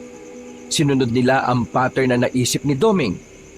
Nang magsimula na silang maglakad, nakita na rin nila sa wakas ang ilog na kanilang pinanggalingan. Nakahinga sila ng maluwag. Kabadong malala ang tatlo dahil buong akala nila hindi na sila makakaalis sa lugar na yon. Di ba? Naging epektibo? Sabi ko naman sa inyo O sige na, magpalit na tayo. Ang kate ng brief ni Mang Evan Bakit? Brief mo nga butas Nakalabas itlog ko. Ang sarap naman ng brief ni Domeng, ang lambot. Iba, tig-500 yata yan. Matapos magtawanan, inihanda na nila ang kanilang sarili. Huminga sila ng malalim at saka tumalon na rin sa ilog. Kagaya nung una, may kung anong bagay na humigop sa kanila sa ilalim. Nagkamali na lang sila ulit nang nasa falls na sila. Pagdilat nila, maliwanag na ang paligid. Tirik na ang araw. Nandito na tayo ulit. Umaga na? Halos 1 oras lang naman tayo nasa biringan, di ba? Halata ba? Magkaibang takbo ng oras doon at dito. Nagmamadali na silang tumayo. Basang-basa sila pero natuyo na lang sila dahil sa tindi ng init. Makalipas lang ang ilang sandali, nakarating na rin sila sa baryo ni Mang Evan. Nakita nilang magulo ang bakuran. May mga nakita rin silang mga dugo, pero wala namang bangkay ng kung ano. Dahil dito, kinatuban na sila na baka may masamang nangyari. Mabilis silang lumapit sa bahay at pumasok sa loob. Pero wala roon sila Buknoy. Ano nangyari? Bakit wala sila rito? Di ba magkakasama tayo? Bakit mo sa akin tinatanong? Hindi ko rin alam. Masama ang hinala ko. Sabay-sabay silang napalingon sa labas na may pumaradang sasakyan. Nakita nila agad na dumungaw sa bintana si Tantan at tinawag sila. Dito, dali! Mabilis silang lumapit at pumasok sa sasakyan. Nakita nila sa loob si Buknoy na mahimbing na natutulog. Oh, ano nangyari? Ayos lang ba siya? Hindi ba siya nasaktan? Ayos lang siya. Natutulog lang. Napalaban kasi ito kagabi Sobrang napagod. 1 oras pag alis nyo. Biglang may mga dumating na aswang. Puntiran nila si Buknoy. Ayan. Buti na lang kamo. Ang lakas itong batang to. Napatay niya yung matandang babae. Si Aling Petina? Napatay niya? Oo. Pagkatapos nun, umalis na kagad kami. Bigla kasing nakaramdam ng pagod si Buknoy Habang tumatakas kami, ang sabi ni Buknoy, dumating daw yung supremo ng mga aswang. Buti na lang, wala na kami ron. Salamat naman sa Diyos at nakaalis kagad kayo. Hindi rin kasi talaga biro ang pinuno ng mga aswang. Dumali, nakuha naman namin ang punyal. Kapag nagising na ang batang yan, kailangan niya agad itong gamitin. Kayo Malin, Tantan, ayos lang ba kayong dalawa? Tantan, may tama ka sa braso Wag mo na akong intindihin. Malayo sa putotoy ko yan. Isa pa, ox lang naman. Basta maprotektahan ko lang silang dalawa. Handa ako mamatay. Maraming salamat sa ginawa mo, Tantan, ha? Maraming salamat kamo kay Buknoy. Kung nakita mo lang kung paano niya nilagas yung mahigit 30 aswang. Grabe. Kasama na yung malakas na matanda, ha? Nako, iisipin mong may nakasaping 10 matatanda sa utak ng batang yan. Kakaiba talaga eh. Ang galing. Kung bilis at husay ang pag-uusapan, wala tayong masasabi kay Buknoy. Likas na sa kanya yon mula nang pagkalooban siya ng mga engkanto ng lakas. Pero hindi pa rin uubra yun sa supremo ng mga aswang. Mabuti na lang talaga narito na ang punyal. Saan na tayo nito ngayon? Meron kaming bahay sa baryo ng Isidro. Doon muna tayo. Total, hindi pa naman natitira yun kasi hindi pa tapos gawin. Maya-maya pa, isang mahabang katahimikan pa ang naghari. Hanggang sa narating na nga nila ang baryo ng Isidro. Pumasok agad sila sa loob. Walang kagamit-gamit kahit na isa. Mabuti na lang, merong nakatambak na papag sa labas kaya yun na lang muna ang ginamit nila. Dito na muna siguro tayo habang hindi pa nasasanay si Buknoy na hawakan ng punyal. Dito muna kayo. Hahanap lang kami ni Doming ng karton na pangsapin natin. Tara, Doming. Lumabas ang dalawa. Naghanap-hanap sila sa labas. Habang naglalakad, napansin nilang wala sila gaanong nakikita ang mga kabahayan.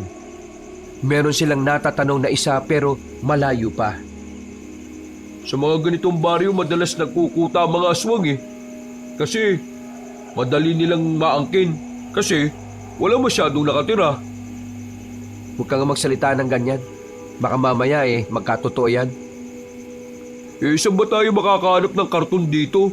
Mukhang wala naman tayong makikita rito. Puro talahiban at puro mga halaman lang to Basta, tumingin-tingin ka lang.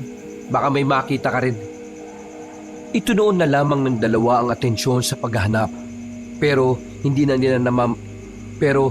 nila namamalayan na unti-unti na pala silang napapalayo. Narating na rin nila ang kanina lang ay natatanaw nilang bahay. Sa gilid ng gate, meron silang nakita mga nakatambak na karton. Dali-dali nilang kinuha yun. Pag-alis nila, saka naman may dumating na maggarang sasakyan.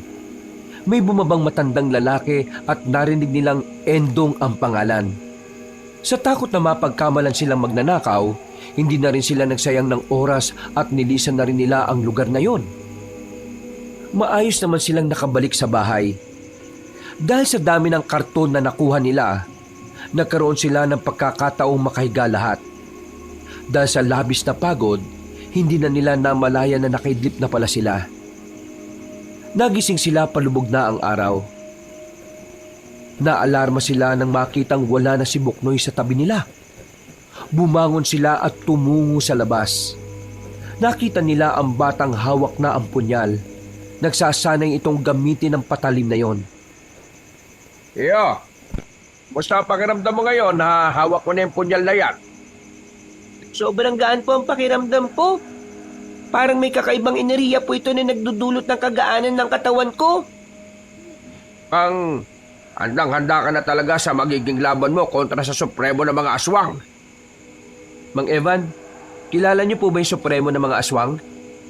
Hindi ba't nasabi ko na sa iyo ang pangalan niya at kung sino siya? Siya si Endong, ang isa sa mga sinaunang aswang ng ating probinsya. Endong? Paulo? Endong din yung pangalan ng nakita nating matanda kanina na bumaba ng sasakyan Ha? Sigurado ba kayo? Ano pala tandaan ng nakita niyo matanda? May tattoo po na dragon sa leeg Ayun! Siya nga yun! Siya ang supremo ng mga aswang! Doon lang po namin nakita yun Ayun yung bahay na yun. Diyan siya nakatira. Sa mismong pinagkunan namin ng mga karton. Sa sinabing yun ni Paulo, nagsimula na silang maalarma. Sigurado kasi si Mang Eva na ngayong hawak na ni Buknoy ang punyal, mararamdaman na rin ng mga kalapit na aswang ang kapangyarihan nito. Iha, umalis na kayo rito magkapatid. Madadamay kayo. Pero paano po kayo? Kami ang lalaban sa mga aswang. Sige na! Tantan, ingatan mo kapatid mo Mag-iingat din kayo. Lalong-lalo ka na. Paulo, pilitin mo makaligtas ha. May kailangan tayong pag-usapan. Tumango-tango na lamang si Paulo. Maya-maya pa ay sumakay na rin ang magkapatid sa sasakyan. Naiwan silang 4 doon. Inaanda na nila ang kanilang sarili. Kanya-kanya na silang hawak ng mga sandata.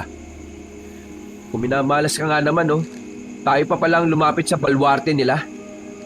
Huwag po kayong mabahala. Ako pong bahala sa kanilang lahat. Hinigpitan ng bata ang pagkakahawak sa punyal. Nakita nila Paulo na biglang tila kumislap ng kulay ginto ang mata ni Buknoy. Ilang sandali pa, naramdaman na lamang nilang tila may mga paparating na. Nagtago na sila sa loob. At dahil wala pa namang mga bintana ang bahay na yon at tanging pintuan pa lang, inabangan nila ang bintana. Ang mga sandata nyo, agad ihato kapag may lumapit, ha? Tumango lang ang 2 binata. Nang makita na nilang may nagtangkang pumasok sa bintana ng kanilang binabantayan, agad na tinaga ni Paulo at Domeng ang aswang. Dahil doon, nagsimula ng maalarma ang mga yon. Mas lumakas sa mga naririnig nilang yabag na mga paa. May mga angil na rin at parang galit na galit. Lumabas na kayo riyan! Bago pa ako mismo ang pumasok at dyan ko kayo paslangin! Rinig nila ang kalmado ngunit ramdam nila ang galit sa tinig nito. Hindi sila sumagot. Nanatili lang sila sa kanilang kinalalagyan. Sige na! Pasukin nyo na ang mga yan! Parang mga asong gutom ang mga aswang nang pilitin ng mga ito na makapasok sa loob ng bahay. Pero tuwing tatangkain ng mga iyon na makalapit, isa-isa lamang silang namamatay. Nagtaka na ang supremo ng mga aswang kung bakit. Hanggang sa lumabas na nga ng bahay ang batang si Buknoy. Ako ang katapat mo, supremo ng mga aswang. Aba!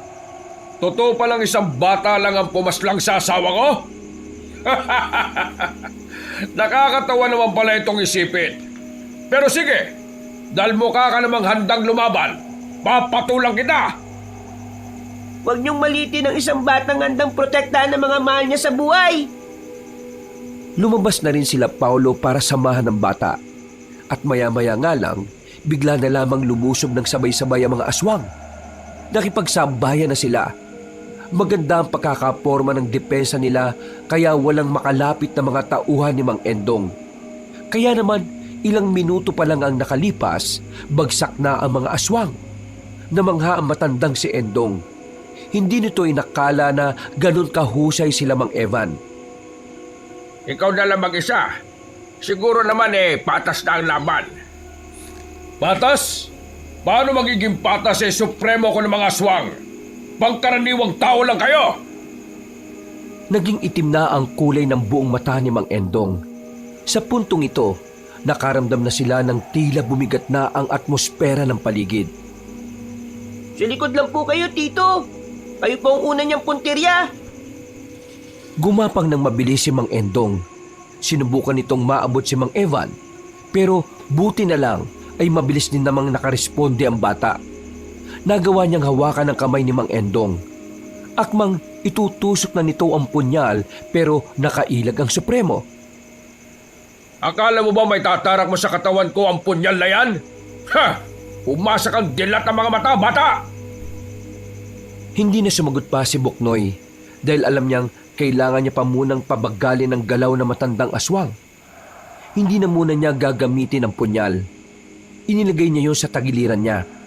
At gamit lang ang kanyang maliit na kamao pero matitigas. Sinuntok niya sa sikmura si Mang Endong.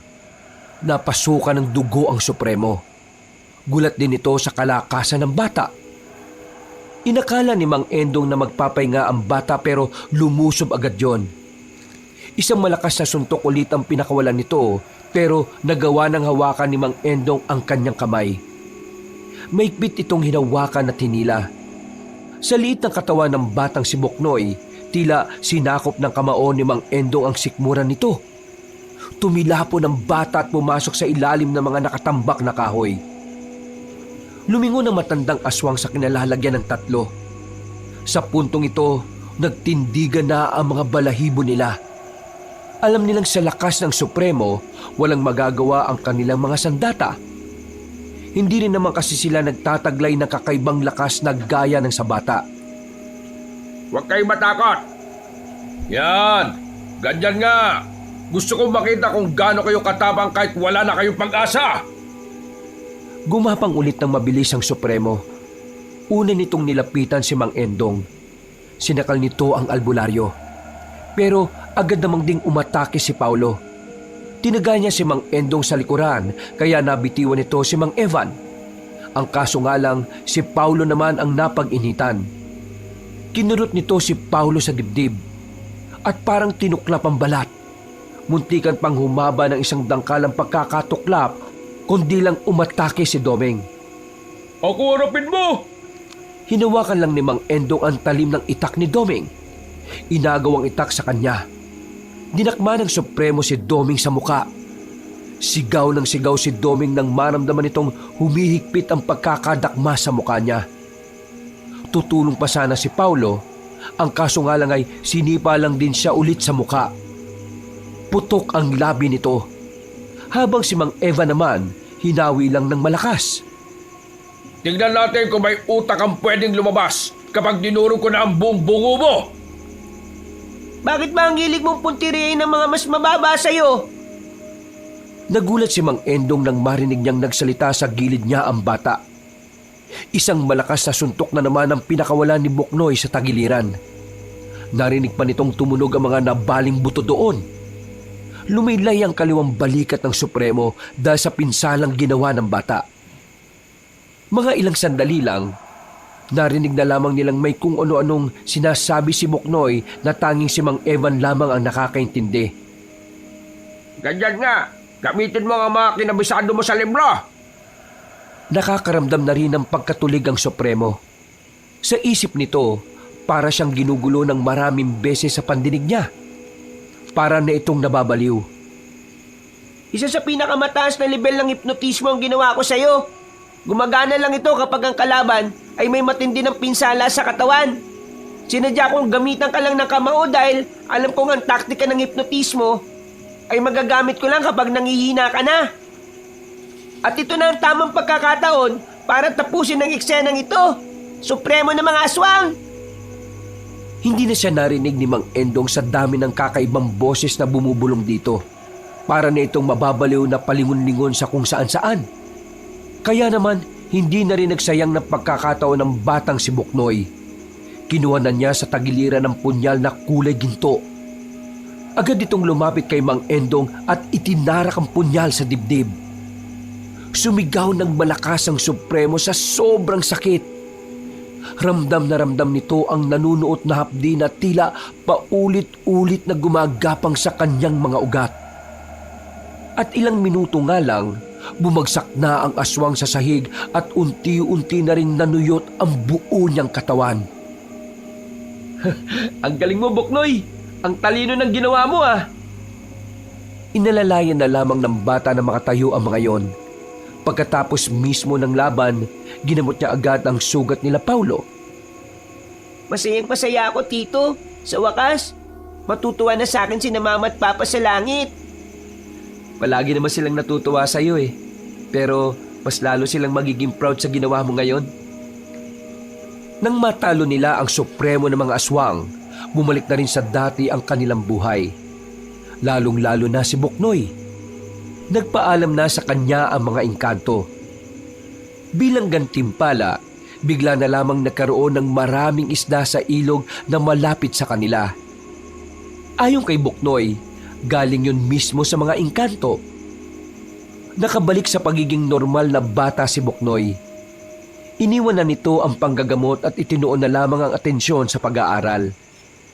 Samantala, unti-unti na rin uling naging mabuti ang pagtitinginan ni Paulo at Malen. Nakahanap na ng maayos na trabaho ang binata. Dahilan para magsimula na rin makampante sa kanya ang pamilya ng dalaga. Sinimulan na ulit nila ang bagong kabanata ng kanilang buhay na wala ng dulot na pangamba mula sa mga aswang. At kahit tapos na ang labanan, ipinagpatuloy nila ang pagiging isang tila buong pamilya. Bagay na ipinagpapasalamat ng batang si Buknoy. Dahil kahit wala na ang tunay nitong mga magulang, sa pamamagitan ng mga taong nagmamahal sa kanya, muli nitong naramdaman na meron siyang pamilya na lagi niyang kasama. Wakas,